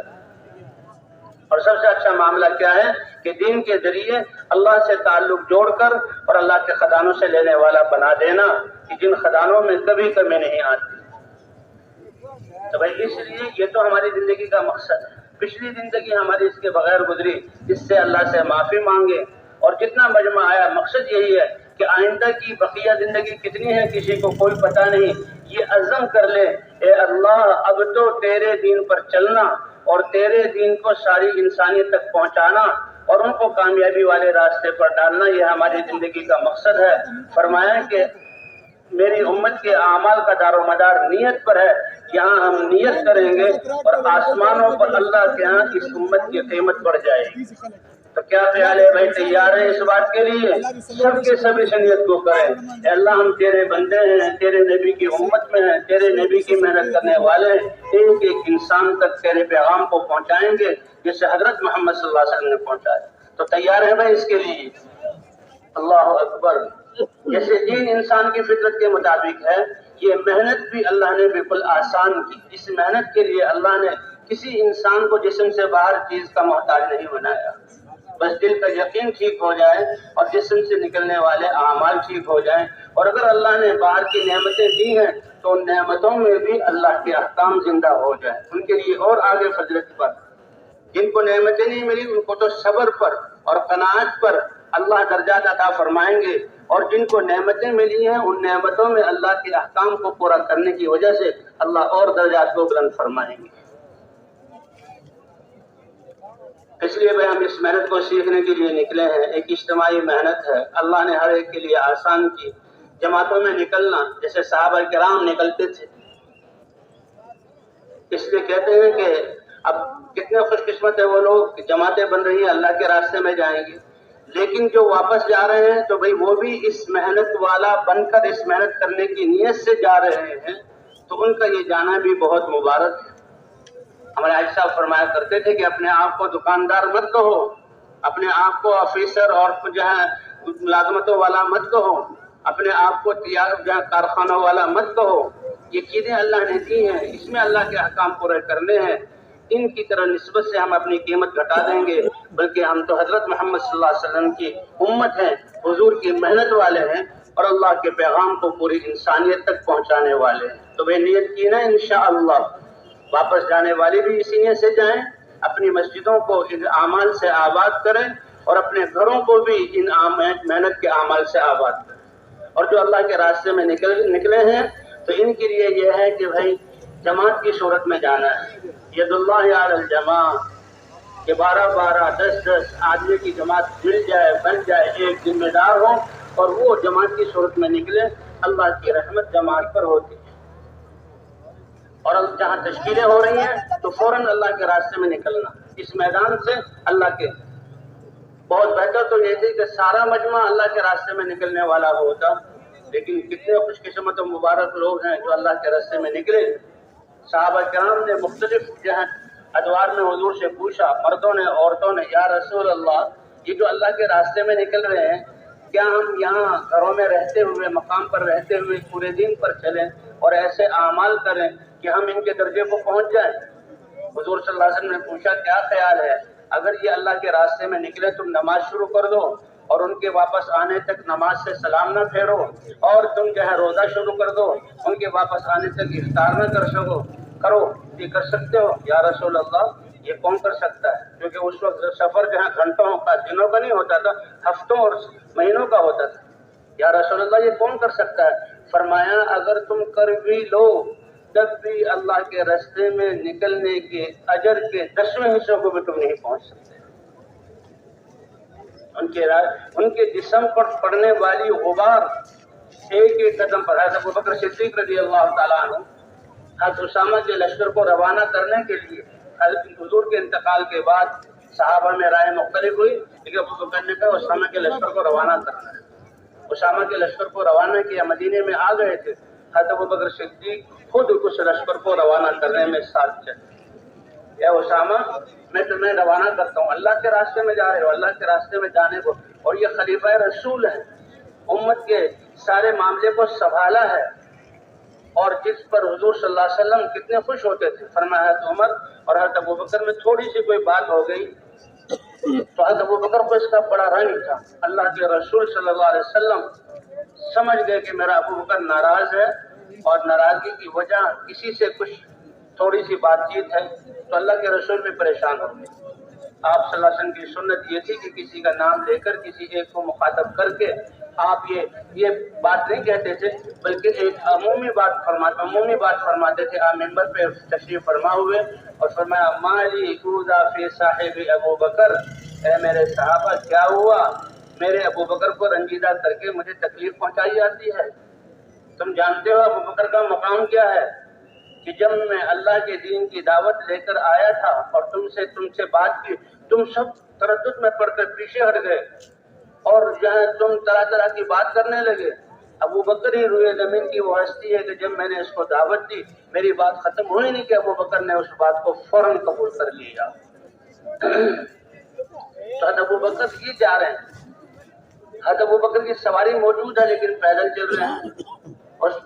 سواری کی نکیل یا لگام عبد الرحمن ابن عوف نے پکڑی ہوئی ہے۔ حضرت اسامہ رضی اللہ تعالیٰ عنہ اپنی سواری پر سوار ہیں۔ حضرت اسامہ اے خلیفہ رسول اللہ، آپ یا تو آپ بھی سوار ہو جائیں اور پھر ساتھ چلیں، یا پھر مجھے نیچے اترنے دیں کہ میں آپ کے ساتھ چلوں۔ بہت چھوٹی عمر کے تھے حضور کے اکثر صحابہ، چھوٹی عمر اور جوانوں سے اللہ نے کام لیا۔ اللہ آج ہمارے جوانوں کو بھی اپنی جوانی ہے دین کے لیے لگانے کی توفیق عطا فرمائے۔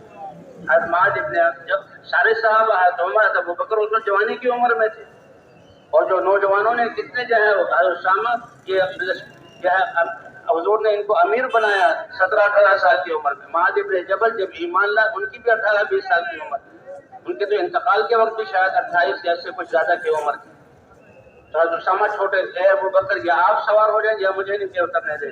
کہا اے اسامہ نہ تمہیں نیچے اترنے دوں گا نہ میں خود سوار ہوں گا۔ چھوڑ ابوبکر کو، اللہ کے راستے میں روانہ کرنے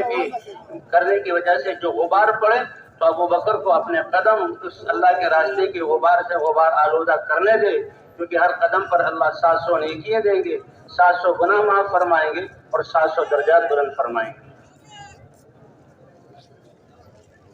تو اس لیے بھی اللہ کے راستے میں فوراً نکلنا، جمع ہو گئی جماعت اور جمع ہو کر پھر نکلنے کی دو کی جوڑی بنا دی جائے۔ ایک دفعہ حضور صلی اللہ علیہ وسلم نے صحابہ کی تشکیل کی، رات کا وقت تھا، صحابہ نے عرض کیا یا رسول اللہ یہ رات گھروں میں گزار لیں اور صبح کو ہم اللہ کے راستے میں جائیں۔ تو حضور نے حکم نہیں فرمایا اے میرے صحابہ کیا تم نہیں چاہتے کہ یہ رات بھی جنت کے باغوں میں سے کسی باغ میں گزرے؟ حضور کی جہاں منشا سمجھ گئے اور رات بھی کو اللہ کے راستے میں نکلے۔ اس لیے کہ جماعتیں بن کر جماعت مکھتی ہو جائے، جہاں جس علاقے میں تشکیل ہے وہاں کے حالات معلوم کر لی جائے اور اس کے اعتبار سے ساتھیوں کو فکر مند کیا جائے اور اپنی سفر کی ترتیب دو کی جوڑی بن جائے۔ حضور صلی اللہ علیہ وسلم بھی جب ساتھ لشکروں کو روانہ فرماتے تھے تو لشکروں کو بھی اکٹھا رہنے کا حکم فرماتے اور پھر 2 اور 3 کی جوڑیاں بنا دیتے تھے، ایک پرانا ایک نیا، کیونکہ ہمارا تو ہر آن 3 ہے، سیکھنے سکھانے کا نظام چلتا رہے۔ جی ہاں، 2 کی جوڑی بنا دی جائے اور 2 ساتھیوں کو خدمت میں مقرر کر دیا جائے۔ یہ خدمت کا نظام ہی بھی صحابہ کی سیرت سے ملتا ہے۔ حضرت عقبہ بن عامر رضی اللہ عنہ فرماتے ہیں کہ میں اپنے قبیلے اور علاقے سے ہم 12 آدمی کی جماعت حضور صلی اللہ علیہ وسلم کی خدمت میں آئی کہ مسجد نبی میں آ کر آپ سے علم سیکھیں۔ تو صحابہ نے بھی کہا 2 کو ہمیں اونٹ کی خدمت میں مقرر کر دیا، کہ بھئی ہر ایک اپنے اونٹ کو باندھے، کھولے، چرائے، پانی پلائے تو سارا وقت اس میں لگ جائے گا، اس لیے 10 حضور کی خدمت میں آ جائے اور 2 خدمت میں آئے۔ ہم نے اونٹوں کو چرایا اور ان کی ساری خدمت کی، اور شام کو جب اونٹوں کو لے کر آئے تو پھر ہمارے دل کا جذبہ کہ میں بھی حضور کی مجلس میں چلا جاؤں، اور وہ آ کر حضور کی مجلس میں بیٹھے۔ اللہ کے رسول کیا بیان فرما رہے تھے؟ اللہ کے رسول یہ کہہ رہے تھے کہ جو مسلمان اچھی طرح وضو کرے اور وضو کر کے 2 رکعت نماز پڑھ لے خشوع خضوع کے ساتھ، تو اس وضو اور نماز پڑھنے پر اللہ تعالیٰ اس کے لیے جنت کو واجب کر دیں گے۔ کیا عمل ہے اس مسلمان، 2 رکعت نماز! تو کہتے ہیں میں تو بڑی خوشی ہوئی، میں بڑا محظوظ گواہ ہوا، اللہ کے رسول صلی اللہ علیہ وسلم نے کتنی پیاری حدیث بیان کر دی اور مجھے یاد ہو گئی۔ تو میرے ایک طرف ایک شخص بیٹھے ہوئے تھے، وہ کہنے لگے معلوم ہوتا ہے تم ازیا کے بیٹھے ہو اور اس فضیلت کو سن کر تم بڑے خوش ہو رہے ہو، تم نے پہلی بات نہیں سنی اللہ کے رسول نے کیا بتایا؟ کہا آپ بتائیے وہ کیا ہے؟ کہ اللہ کے رسول نے کہا کہ ایمان والا تو یہ تو وضو کر لیا نفل پڑھنے کے بعد یہ ہے، بلکہ اس سے پہلے حضور نے فرمایا کہ نماز پڑھنے کے لیے مسلمان جب وضو کرتا ہے اور اچھی طرح وضو مکمل وضو کرتا ہے اور وضو کرنے کے بعد یہ کہتا ہے اشہد ان لا الہ الا اللہ، اور ایک روایت میں وحدہ لا شریک لہ واشہد ان محمدا عبدہ ورسولہ یا محمد الرسول اللہ، یہ پڑھتا ہے تو اللہ اس کے لیے جنت کے 8 دروازے کھول دیتے ہیں، جس دروازے سے چاہے وہ داخل ہو جائے۔ تو ایسے باری لگتی 2 ساتھیوں کو خدمت میں، اور بھائی یہاں سے جی ہاں بس اڈے تک اسٹیشن تک چلنا، راستے کے دائیں طرف چلنا، سیکھتے سکھاتے چلنا، نظم اور ترتیب کے لیے ساتھیوں سے ایک طرف کا کرایہ اور ایک طرف کے کھانے کے پیسے جمع کر لیے جائیں، ذمہ دار ساتھی 2-3 ساتھیوں کے پاس رکھتے، ایک ساتھی کے حوالے نہ کرے اور خدمت والوں کو حسب ضرورت دیتا رہے۔ یہاں سے بس اڈے تک اور جہاں ریل گاڑی کے اسٹیشن تک پیدل جانا، اور جب وہاں پہنچ ہمارا کام تو شروع ہو گیا۔ لوگ جو دنیا کے سفروں میں جاتے ہیں وہ تو انتظار کرتے کب وہاں پہنچیں گے، کب مارکیٹوں میں جائیں گے، کب فلاں مجلس میں شریک ہوں گے، ہمارا کام شروع ہوگا۔ اور یہ اتنا مبارک کام ہے کہ یہاں میدان میں بیٹھے ہوئے بھی ہمارا کام شروع ہے، راستے پہ چلتے ہوئے بھی سب سے دنیا کا عظیم ترین نبیوں والا کام کرتے رہیں، اور اس انتظار کے گھڑی میں بھی ہم سب سے طاقت اور عمل دعوت یہ عمل کرتے ہیں۔ بھائی کر سکتے ہیں کہ نہیں کر سکتے؟ ہمارا کوئی سانس ضائع نہ ہو، کیونکہ 7 ارب انسانیت میں سے 2 ارب مسلمان یہ حضور کی محنت کرنے والے بن جائے، اور باقی 5 ارب انسانیت ہمارے نبی تو سب کی ہدایت، سب کے خیر خواہ ہے، وہی خیر خواہ ہمیں ملی ہے۔ یہ 5 ارب انسانیت ناکامی، پریشانی، دنیا کے مسائل اور مصیبتوں سے بچ جائیں، اور دنیا بھی ان کے لیے امن کا گہوارہ بن جائے، اور جہنم سے بچ کر جنت میں جانے والے بن جائیں۔ ان کی یہ جو ہے کامیابی اور خیر خواہی یہ ہمارے دلوں میں، اس لیے وہاں انتظار میں بیٹھنے کے بجائے 2 ساتھیوں کی جوڑی بنا دی جائے اور ملاقاتیں کر کے ان کو جہاں ہم جو اللہ کے راستے میں نکلے، کیوں؟ انسان کامیابی چاہتا ہے، کامیابی اللہ کے خزانوں سے ملتی ہے، کامیابی کا راستہ اللہ کا مبارک دین ہے، پورا ضابطہ حیات، اور یہ دین کو اللہ نے نبیوں کی محنت سے جوڑا ہے، اور ختم نبوت کی وجہ سے اللہ نے امت ہوتے ہوئے نبیوں والا ہمیں کام دیا ہے۔ اس کے بارے میں پوچھ ہوگی، فضائل سنا کر ان کو تیار کیجیے۔ فضائل ایسی بڑی طاقت ہے کہ یہ لاکھوں کا مجمع جو 3 دن سے یہاں بیٹھا ہوا ہے اعمال میں شریک ہے، تو یہ فضائل ہی کی بنیاد پر سمجھ کریں گے نا تیار انشاءاللہ۔ 2 ساتھ، اب جب پرانا ساتھی دعوت دے، نیا ساتھی سنے، اور 2-3 مجلسوں کے بعد پھر نئے ساتھی کو آگے بڑھایا جائے۔ اور اگر ساتھی بالکل نئے ہیں، دعوت دینے کا موقع نہیں بن رہا، تو تعلیم یہاں شروع کر دی جائے، اور ان لوگوں کو دیکھو بھائی اللہ اور اللہ کے رسول کی بات ہے، ان کو قریب کر لیا جائے۔ اب تعلیم کے ذریعے تعلیم کا مقصد کیا ہے کہ اللہ کے احکام کی عظمت اور اس پہ جہاں کیے ہوئے اللہ کے وعدے وہ سنائے جائیں، تاکہ انسان جو ہے ان اعمال کی رغبت اور تعلیم کی وجہ سے ہمارے اعمال شاندار ہو جائے، فضائل کے شوق میں ہم کرنے والے بنے۔ تو نماز کے فضائل سنا، تعلیم کی کتابیں ہماری فضائل اعمال ہیں، فضائل صدقات ہیں، رمضان کے قریب فضائل رمضان ہے، حج قریب آئے ہوئے فضائل حج ہے۔ کہ دیکھو اللہ نے دنیا آخرت کی زندگی بنانے کا وعدہ ان اعمال پر کیا ہے۔ تو ان اعمال کو علماء سے سیکھنا، ان اعمال کو کرنا، فضائل کی برکت سے یہ امت یہاں قربانیوں پر ان اعمال پر آئے گی۔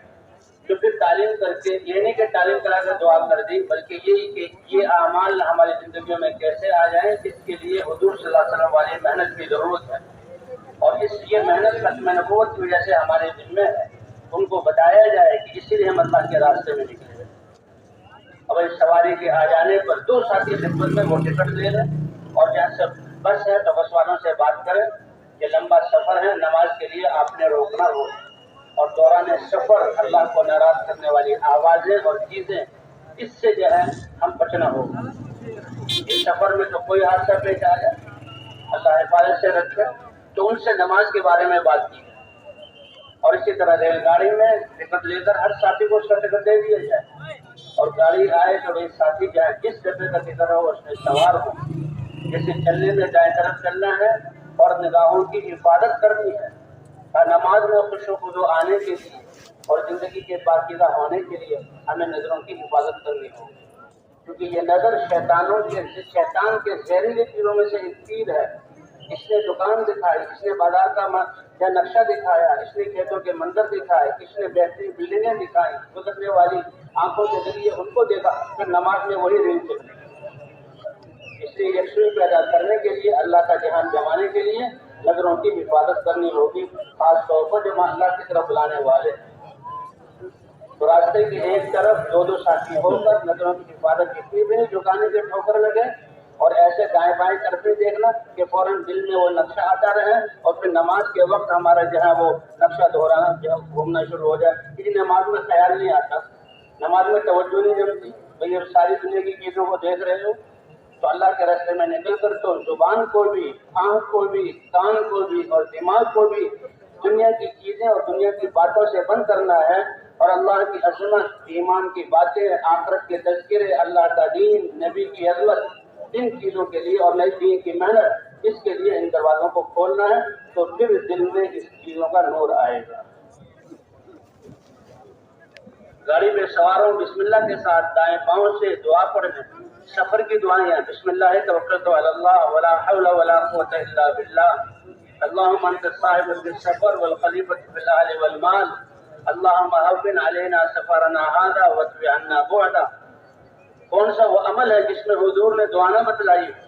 اور یہ پاکیزہ ان دعاؤں میں اللہ کی حمد بھی ہے جو اس نعمت کے بڑھنے کا ذریعہ بنے گی۔ حضور کی بتائی دعاؤں میں دنیا اور آخرت کے شرور اور فتنوں سے حفاظت کی دعا بھی ہے، اس سے اللہ حفاظت فرمائیں گے۔ شیطان کے شر سے، دشمنوں کے شر سے بچنے کی دعائیں الفاظ ہیں، اس لیے بھائی ان دعاؤں کو یاد کرنا اور ان کا اہتمام کرنا۔ سوار ہوتے ہوئے بسم اللہ پڑھ کر سوار ہوں، جب بیٹھ جائیں سواری پر تو سبحان الذی سخر لنا ھذا وما کنا لہ مقرنین۔ کہتے انسان اپنے گھر سے یا اپنے ٹھہرنے کے مقام سے نکلے، ہم اللہ کے راستے میں نکل رہے ہیں، اور جہاں گھروں میں، اپنے گشتوں میں، یا کسی اور کام کے لیے، یا اپنے دنیاوی کام کے لیے، تو بسم اللہ توکلت علی اللہ ولا حول ولا قوت الا باللہ، یہ دعا پڑھی تو اعلان ہوتا ہے خودی کا تمہاری اللہ کی طرف سے صحیح رہنمائی کر دی گئی، وہ کفیتا جس مہم کے لیے جا رہے ہو اللہ کی طرف سے تمہاری کفایت کر دی گئی، وہ وقیتا اس میں ساری ناگواریوں سے تمہیں بچا لیا گیا، وتنہا عنک الشیطان، اور اس دعا کی برکت سے اللہ نے شیطان کو بھی تم سے دور کر دیا۔ بسم اللہ پڑھ کر کھانا کھائیں گے، دائیں ہاتھ سے کھائیں گے، بسم اللہ اللہ کے نام کی برکت سے ان کھانوں کی مضرتوں سے اور بیماریوں سے اللہ حفاظت فرمائیں گے، اور کھانا کھا کر الحمدللہ الذی اطعمنی ھذا ورزقنی من غیر حول منی ولا قوہ، اور کپڑا پہننے کے بعد الحمدللہ الذی کسانی ھذا ورزقنی من غیر حول منی ولا قوہ، اللہ کی حمد بھی بیان ہوگی، ایمانی کلمہ بھی کہہ دیا جس سے ایمان زیادہ ہوگا، اور اللہ فرماتے ہیں اے میرے بندے بندی تم نے یہ میرا شکر ادا کیا، کھانا کھانے پر اور کپڑے کی نعمت پر میری طرف نسبت کی، میں نے بھی تمہارے گناہوں کو بخش دیا۔ تو پوری زندگی عبادت والی بنے، کون سا وقت ہمارا ضائع ہوگا؟ اب بھائی بس میں بیٹھ جائیں، گاڑی میں بیٹھ جائیں، تو اب سارے ساتھ جو ساتھ دو کر کے ساتھیوں کو پھیلا دیا جائے، اور انفراد دعوت، اللہ کے راستے میں نکلنے والے اعمال کیا ہیں؟ سب سے پہلے تو بھی دعوت دینا، مخلوق سے خالق کی طرف اللہ کی عظمت بتلانی، اور اسباب سے اللہ کے احکام کی طرف کے کامیابی اللہ کی طرف سے ملتی ہے احکام کے ذریعے، اور دنیا سے آخرت کی طرف یہ ہماری دعوت کے عنوان ہیں۔ اور اس کے لیے اللہ کے راستے میں نکلنا، گاڑی میں جہاں دور کا سفر ہے تو وہی بالٹی میں یا پانی وغیرہ کینوں میں رکھنا تاکہ بعد میں پانی ختم ہو جاتا ہے، باوضو رہنا۔ اور اگر گاڑی کسی اسٹیشن پر اور زیادہ نہیں رکتی، تھوڑی رکتی ہے تو پھر اترنا نہیں، گاڑی ہی میں دروازوں کے پاس جگہ ہوتی ہے، اذان دے کر جماعت کے ساتھ چاہے 3 ساتھی جماعت کریں نماز پڑھنا، اور بھائی انفرادی دعوت دینا۔ اس کے بعد جہاں ہم گئے ہیں وہاں مقام پہ پہنچے ہیں، اترے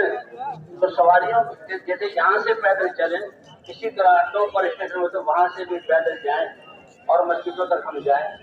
اگر بس سے اترے ہیں اور روڈ سے گاؤں ذرا ایک طرف ہے تو ساتھیوں کو تھوڑا سا کوئی کسی نے کوئی پیشاب وغیرہ کرنا ہو اپنے تقاضوں سے فارغ ہو جائے اور پھر ساتھیوں کو جمع کر لیا جائے۔ سب سے بنیادی چیز تو یہ نیت ہے، اے اللہ تیرا کلمہ بلند ہو جائے، چاہے ہمارا سب کچھ لگ جائے، اور اے اللہ آپ ہم سے راضی ہو جائیں۔ اللہ کا راضی کرنا اور اللہ کے کلمے کا بلند ہونا، تو یہ نیت کریں گے نا انشاءاللہ۔ اب جمع ہوئے ساتھی، اب نئے نئے ساتھی نکلے ہیں، سفر کی تھکاوٹ، سردی گرمی، کھانے پینے کا آگے پیچھے ہونا، یہ اس راستے کے تحفے ہیں جن کی برکت سے اللہ کی رحمتیں اتریں۔ یہ کوئی پریشانی کی بات نہیں ہے۔ آپ سے دوسرے لوگ بھی تو سفر کر رہے تھے، دنیا والے آج ہمارے قربانی سے زیادہ قربانی کر رہے ہیں، لیکن ان کی قربانی کی کوئی قیمت نہیں، ان کے تو پاؤں پہ غبار پڑے اس کی بھی قیمت کہ قیامت کے دن جب عرش کے نیچے بیٹھے ہوں گے لوگ اور اپنے ممبروں پر، تو بعض لوگ ہوں گے وہ دیکھیں گے کہ ان کے اور عرش کے درمیان مشک کے تیلے اور ایک ہوا چلے گی جو اس مشک کو ان کے جسم پر گرا کر ساری فضاؤں کو مشک جیسی خوشبو والا کر دے گی۔ وہ حیرانگی سے پوچھیں گے کہ یہ کیا ماجرا ہے، یہ اکرام کیوں ہے؟ فرشتے کہیں گے کہ اللہ کے راستے کی وہ غبار ہے جو تم اللہ کے راستے میں چلتے ہوئے اس کو برداشت کیا کرتے تھے، آج اللہ نے مشک کو نہ کر تمہارے جسم پر ڈالا ہے۔ ساتھیوں کو جمع کر کے بستی والے جو گزر رہے ہیں ان کو بھی اور نیتوں کی تجدید ہو جائے کہ ہم اللہ کے راستے میں نکلے ہیں تاکہ ہم میں بھی اللہ کا کلمہ دین زندہ ہو جائے اور بستی والوں میں بھی اللہ کا کلمہ اللہ ہم سے راضی ہو جائے، اور ایک ایک مسلمان حضور کی محنت کو حضور کے طریقے پر کرنے والا بن جائے۔ اس مداخلے وقت بستی والوں کو بھی بلا لیں اور بھائی پھر دعا مانگے۔ جب وہ یہ بات سنیں گے کہ اتنے مخلص لوگ اور اتنے بڑے عظیم مقصد کے لیے آئے اور دعا میں آنکھوں میں آنسو اور ساری انسانیت کے لیے اور ان بستی والوں کے لیے اللہ راضی ہو جائے، اللہ کا دین زندہ ہو جائے، اللہ کی محنت کرنے والے دین کی محنت کرنے والے بن جائے اور اللہ ان کو دنیا آخرت کی کامیابی دے، تو ان کے دل ہمارے ساتھ جو ہے وہ جڑ جائیں گے، ہم سے پہلے وہ لوگوں کو بتائیں گے۔ ہمارا تو ہر عمل کا آداب ہے۔ اللہ کے رسول صلی اللہ علیہ وسلم نے تو بیت الخلا میں داخل ہونے کا بائیں پاؤں سے داخل ہو اور بیت الخلا میں داخل ہونے سے پہلے فلاں دعا پڑھ لو اور قبلے کی طرف پیٹھ اور منہ کر کے نہ بیٹھو، تو کفار مذاق اڑانے لگے کہ تمہارا نبی تو اتنی باتیں، کہاں ہمارا دین ایسا پاکیزہ ہے کہ اللہ کی طرف سے نبی کو اور نبی ہمیں یہ باریک باریک چیزیں بھی بتاتا ہے۔ ہمارا تو ہر امر اللہ کے حکم اور حضرت محمد صلی اللہ علیہ وسلم کی سنت کے مطابق، پھر دو دو کر کے نظروں کی حفاظت کرتے ہوئے ہم بستی میں داخل ہوئے۔ مسجد میں جب چلے گئے، مسجد سے پہلے یہ اللہ کا گھر ہے، اللہ کے گھر کی عظمت، اور مسجد میں بیٹھنا یہ اللہ کی ہم نشینے میں بیٹھنا ہے۔ انبیاء کی مجالس مسجدیں ہوتی تھی، ہر متقی کا گھر مسجد ہے۔ مسلمان جب تک مسجد سے جڑا ہوا تھا اور یہ مسجد کی جو عبادت اور اعمال اس کا اہتمام کرنے والا تھا تو اللہ کے دین سے جڑا ہوا تھا، اللہ سے جڑا ہوا تھا، اور جو اللہ سے جڑا ہوا تھا تو یہ پوری دنیا پر یہ غالب۔ اس لیے مسجد کی عظمت، اور اس راستے میں پرانے ساتھیوں کو بھی اطلاع ہو جائے، وہ آ جائیں، یا ایک مسجد سے دوسری مسجد کی طرف جا رہے ہیں تو پہلے سے دو ساتھیوں کو بتانا کہ جماعت آئے گی، پرانے ساتھیوں کو بلا لینا۔ ہم مسجد میں داخل ہوتے ہی سب سے پہلے تو اپنے بستروں کو، اگر کوئی حجرہ ہے جماعتوں کے لیے یا کوئی جگہ ہے تو مسجد سے باہر اس سامان کو مرتب کر کے رکھیں، اگر نہیں ہے تو پھر مسجد کے اندر ہی اپنے سامان کو بالکل مرتب کر کے چادر سے ڈھانپ دیں۔ اور مسجد میں یہ جو ہے گیس، بدبودار چیز، لہسن اور جو ہے یہ پیاز، ان چیزوں کو لے کر داخل نہیں ہونا، یہ باہر کی خدمت کا سامان باہر ہی رکھنا ہے۔ اور سب سے پہلے اگر خدمت مسجد کی صفائی اور وضو کی جگہ کی صفائی اور پانی بھرنے کی خدمتوں کو کر لیں اور پھر استنجا وضو کر کے سب سے پہلے وضو کر کے سب سے پہلے 2 رکعت ہر ایک ساتھی 2 رکعت نماز پڑھے اور اللہ سے مانگے کہ اللہ تیرے راستے میں نکلے ہیں تیرے دین کی محنت کو سیکھنے کے لیے اور بستی والے تیرے دین پر کھڑے ہو جائیں ان کی ملاقاتوں کے لیے، اے اللہ اپنی منشا ہمیں ہم پر کھول دے اور اپنی چاہت کے مطابق رضا کے مطابق ہمیں کام کرنے کی توفیق عطا فرما، کیونکہ دعوت بھی ہے اور دعا بھی۔ اور سب سے پہلے مشورہ ہے،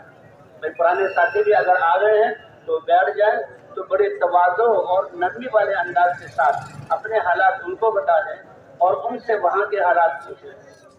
بلکہ جب پرچہ ہمیں ملے کہ فلاں علاقے میں تشکیل ہے یہیں سے پوچھ لیا جائے کہ ان لوگوں کا دین اور دین کی محنت کے اعتبار سے کیا سطح اور کیا حالات ہیں اور ہم نے اب ان کو آگے کیسے بڑھانا ہے، خود بھی ترقی کریں اور ان کو بھی آگے لے کر چلیں۔ یہ فکر یہ انسان کی اتنی بڑی دولت ہے کہ جب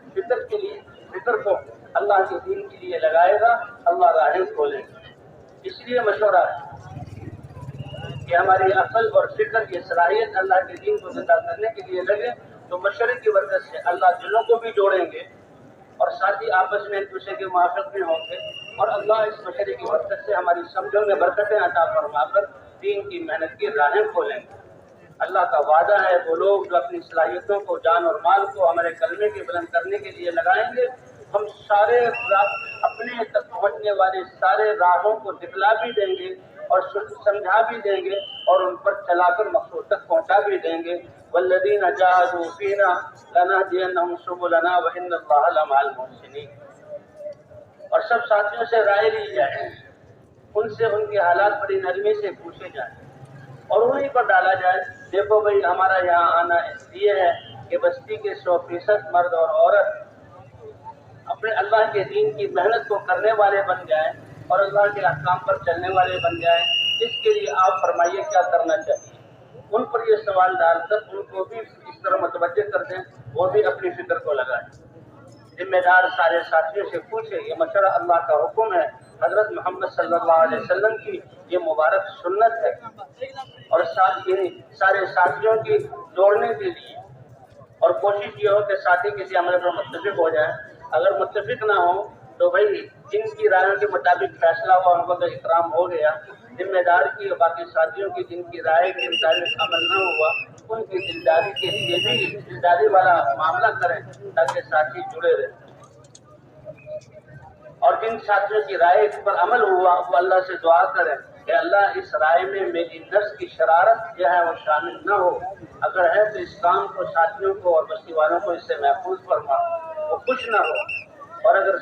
ہماری رائے کے مطابق عمل نہ ہوا تو ہم پریشان نہ ہو اور رائے دینے میں بھی ساتھیوں کی رائےوں کا احترام کریں اور کوشش یہ کہ جائے سب کے دل جڑ جائیں،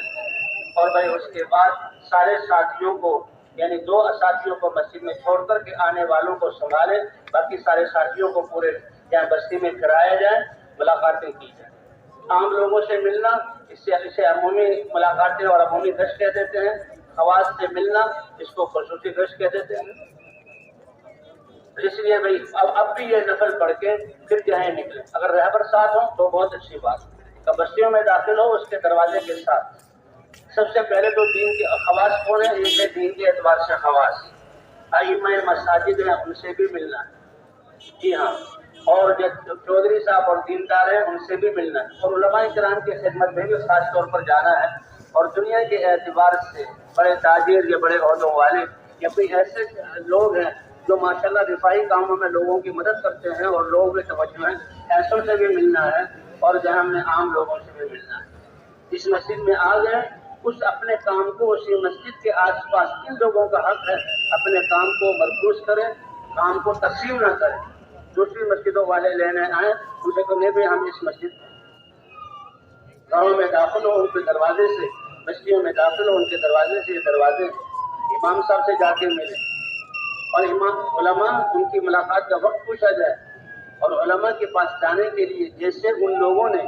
وہ لوگ جو علم کی محنت میں لگے ہوئے ہیں، اللہ کا علم اور امانت لوگوں تک پہنچا رہے ہیں مدرسوں اور تعلیم کے ذریعے، انہوں نے اپنی زندگی کو خالص کر کے ہمیں اتنی بڑی نعمت ہمیں دے رہے ہیں کہ ہم بھی ان کے لیے کچھ نہ کچھ ہدیہ دے کر جائیں۔ جو ملاقات کا وقت ہو اس وقت میں ان سے ملیں اور ان کی خدمت میں دعاؤں کی درخواست کریں، اور اگر وہ کچھ سننا چاہیں تو کہیں پھر پکی کارگزاری ہے جو اس مہینے سے وہ ان کو سنائیں اور دعا کی درخواست کریں۔ اور وہ جو دنیا کے اعتبار سے جہاں بڑے ہیں ان کے پاس بھی جانا اور ان کے ساتھ کسی رہبر کو ساتھ لے لینا، یہ بہت اچھی بات ہے۔ رہبر نہ ملے تو پھر ہم نے جو ہے ان کے پاس خود چلے جانا اور ان کو بھی کارگزاری سنائیں اور اس محنت کی جو ہے اہمیت کو بتلائیں۔ ان کی تشکیل پر زیادہ جو ہے زور نہ لگائیں، ان کو مسجد میں آنے کی دعوت دیں اور اپنی ترتیب پوری بیان اس طرح اللہ کے راستے میں نکلتے ہیں اور ان سے کہیں کہ اگر اثر کے گشت میں شریک ہو جائیں اور بیان میں آ جائیں، اللہ کے راستے میں نکلنے کا ارادہ کریں۔ اگر وہ اپنا ارادہ ظاہر نہ کریں تو ان کے جو متعلقین ہیں، ان کی اولادیں ہیں، ان کے چھوٹے رشتے دار ہیں، گھر میں کام کرنے والے ہیں، ان پر محنت کر کے ان کو اللہ کے راستے میں نکالا جائے اور پھر ایک ایک مسلمان سے ملا جائے۔ گھنٹوں ہمارے اس دعوت میں لگے، جتنی زیادہ انفرادی دعوت ہوگی اتنی ہی زیادہ ان دعوت دینے والے کا ایمان بنے گا اور تربیت ہوگی۔ اس طرح بے گھنٹوں جو ہے گشتیں کر کے عام لوگوں سے بھی ملے، اور جن لوگوں سے دن میں ملاقات نہیں ہو سکتی وہ راتوں کو اپنے کام سے آتے ہیں تو جماعت اپنی آرام کی ترتیب کو بدل دے۔ کوئی جماعت مقرر ہو جائے کہ آپ نے رات کو جاگنا ہے اور جب وہ آئیں تو ان سے بات کرنی ہے، تاکہ بستی کا کوئی ساتھی مسلمان وہ اس بات کے اور دعوت کے سنے بغیر نہ رہے۔ اور 2.5-3 گھنٹے 3-4 گھنٹے جہاں گشت کرنے کے بعد اب تعلیم، یہ تعلیم بھی ہماری دعوت کی تقویت کے لیے اور ہمارے ایمان کی تقویت کے لیے، کہ جو ہم لوگوں سے کہہ رہے ہیں کہ زندگی اللہ بناتے ہیں اور اللہ کا زندگی بنانے کا اصول اللہ کا دین ہے، تو نماز سے کیسے ہماری زندگی بنے گی، دعوت دینے سے کیسے اللہ ہماری زندگی بنائیں گے، ذکر کرنے سے اللہ کی رحمت کیسے ساتھ ہوگی، روزے رکھنے پر اللہ کیا نعمت عطا فرماتے ہیں، تو فضائل کی تعلیم ہے۔ اور تعلیم ایسے وقت میں ہو کہ پوری جماعت موجود، یہ نہیں کہ آدھے اس وقت تعلیم کر لیں آدھے دوسرے وقت، جی ہاں، بلکہ تعلیم میں سارے ساتھی موجود اور ہر ایک ساتھی سے سارے عمل کیے کرائے جائیں، جو تعلیم کا وقت مقرر ہو اس سے پہلے آ جائیں۔ ہاں یہ بات رہ گئی، گشتوں میں جائیں تو اس سے پہلے بھی 2 رکعت نفل پڑھ لیں اور دعا مانگ کر جائیں گے۔ اب تعلیم کے لیے تعلیم جس کے دن میں ہو وہ جو ہے تعلیم، تو وقت پر جو ہے آنا۔ تعلیم میں اللہ کے راستے میں نکل کر 3 عمل ہیں، ایک ہے تجوید کا، ایک فضائل کی کتابوں کے پڑھنے کا اور ایک 6 نمبروں کے مذاکرے کا۔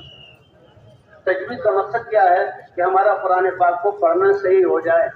قرآن پاک کو پڑھنا صحیح ہوگا تو نماز صحیح ہوگی، نماز صحیح ہوگی تو اللہ زندگی کے ہر شعبے میں صلاح پیدا کرے گا۔ کہ جو مسلمانوں کے شعبوں میں جو آج پریشانیاں بدعنوانیاں ہیں یہ کیسے ختم ہو جائیں، نماز دعوت پر بھی ڈالنا ہے اور نمازی بنا کر نمازیں ٹھیک کر کے، جب نمازیں ٹھیک ہوگی تو اللہ تعالیٰ سارے شعبوں کے دین کو زندہ کر دیں گے۔ جیسے عرض کیا گیا، یہ 10 منٹ کا عمل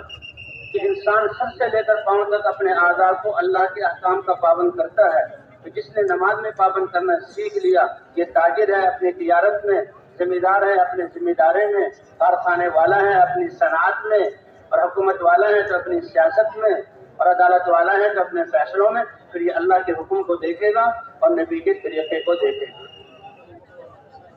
اس لیے میری تجوید کو ٹھیک کرنا ہے۔ پہلے دن تجوید ایک ہی حلقہ ہو جائے تاکہ اندازہ ہو جائے جماعت میں کتنے ساتھی اچھے پڑھنے والے ہیں، ان سے باقی لوگ استفادہ کر سکیں۔ اگر ایک ہی ہے تو روزانہ ایک حلقہ لگا،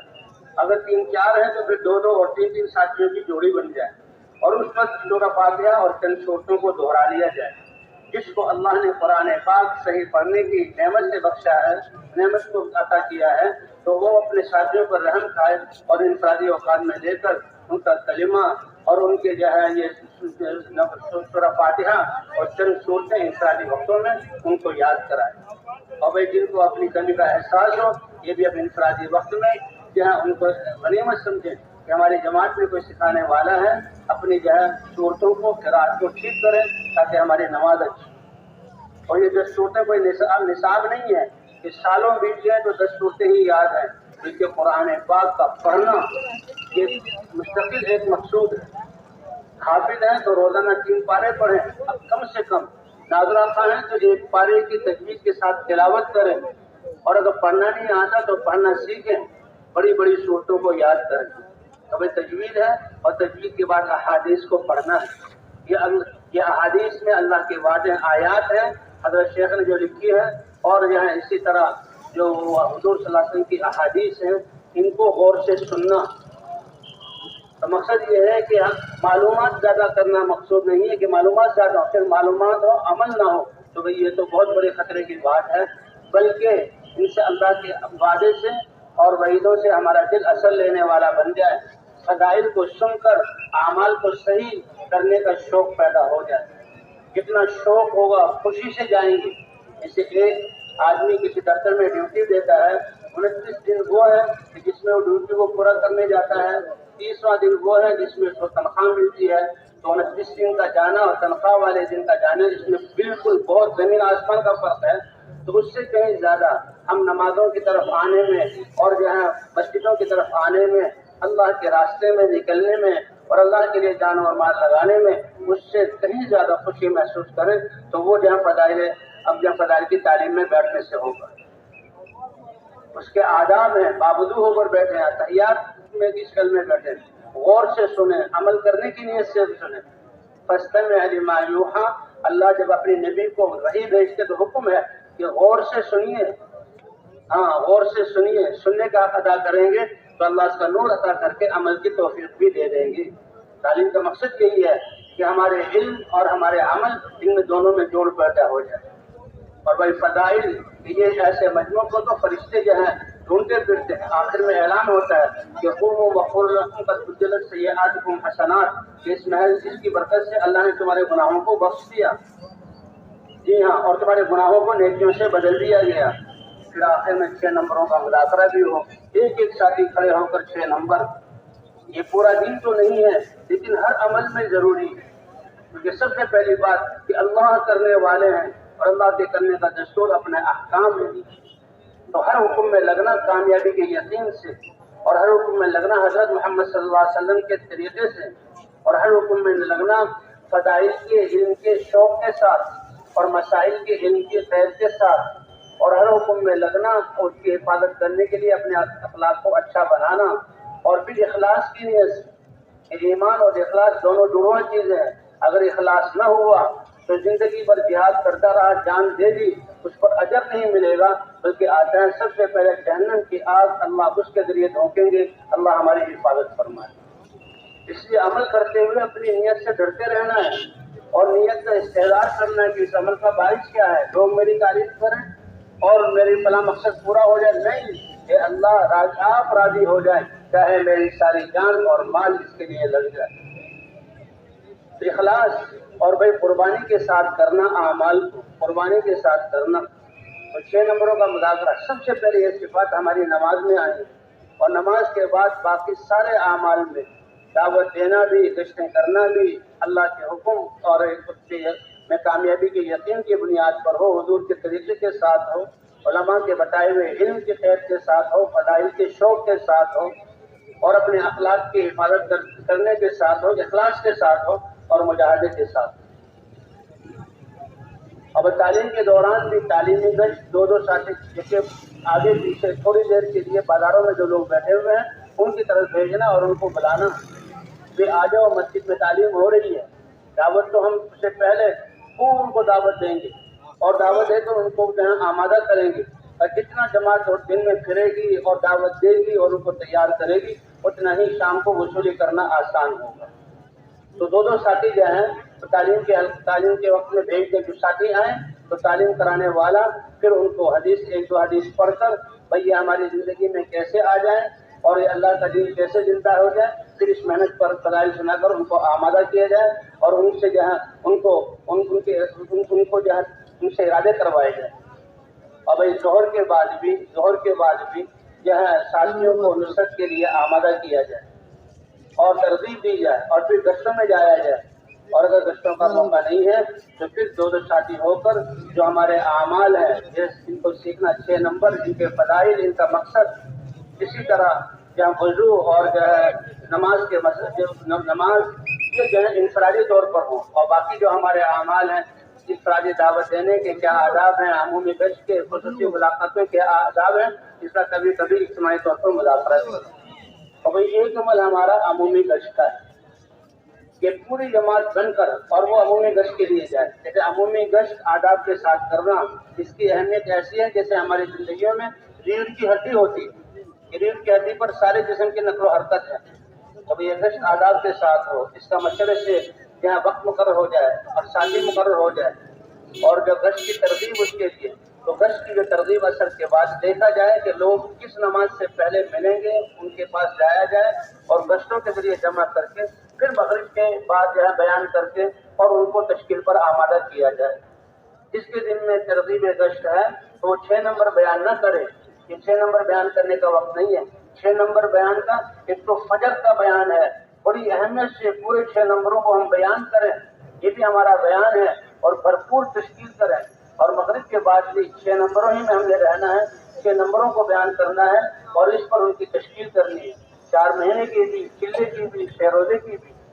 اگر قواعد والے ہیں تو بیرون کی. تو فجر اور جو ہے مغرب کے بیان کو بڑی اہمیت سے، فجر کے بیان کو اس کے لیے 6 نمبروں کا مذاکرہ اور دعا کرانا نہیں، اس وقت کی تشکیل. تو بہرحال ترغیب گشت دینے والا یہ ترغیب جو دے گا، اس میں دین کی اہمیت کو، دین کا آنا نبی کی محنت سے ہے، اور اس کے فضائل کو بیان کر کے ان کو آمادہ کرے محنت کرنے پر. اور جو تیار ہو جائیں تو ان کو اب آداب بیان کیے جائیں. جتنے پرانے ساتھی ہوں اتنی جماعتیں جو ہیں گشتوں کے لیے نکالی جائیں. محلہ بڑا ہے تو بھی زیادہ جماعتیں نکال دیں. زیادہ ساتھی جماعت کے ہوں، 2-3 ساتھی جو ہے مقام کے ہوں،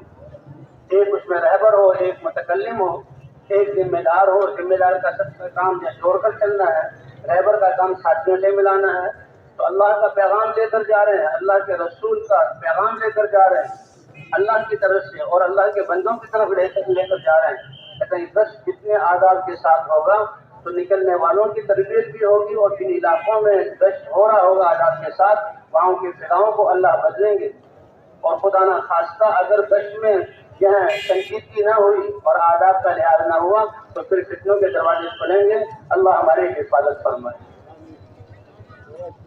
تو پھر گشت کے آداب چاہے مسجد گشت کے لیے تیار ہیں ان کو آگے کر دیا جائے، چاہے مسجد میں بیان ہو جائے یا باہر،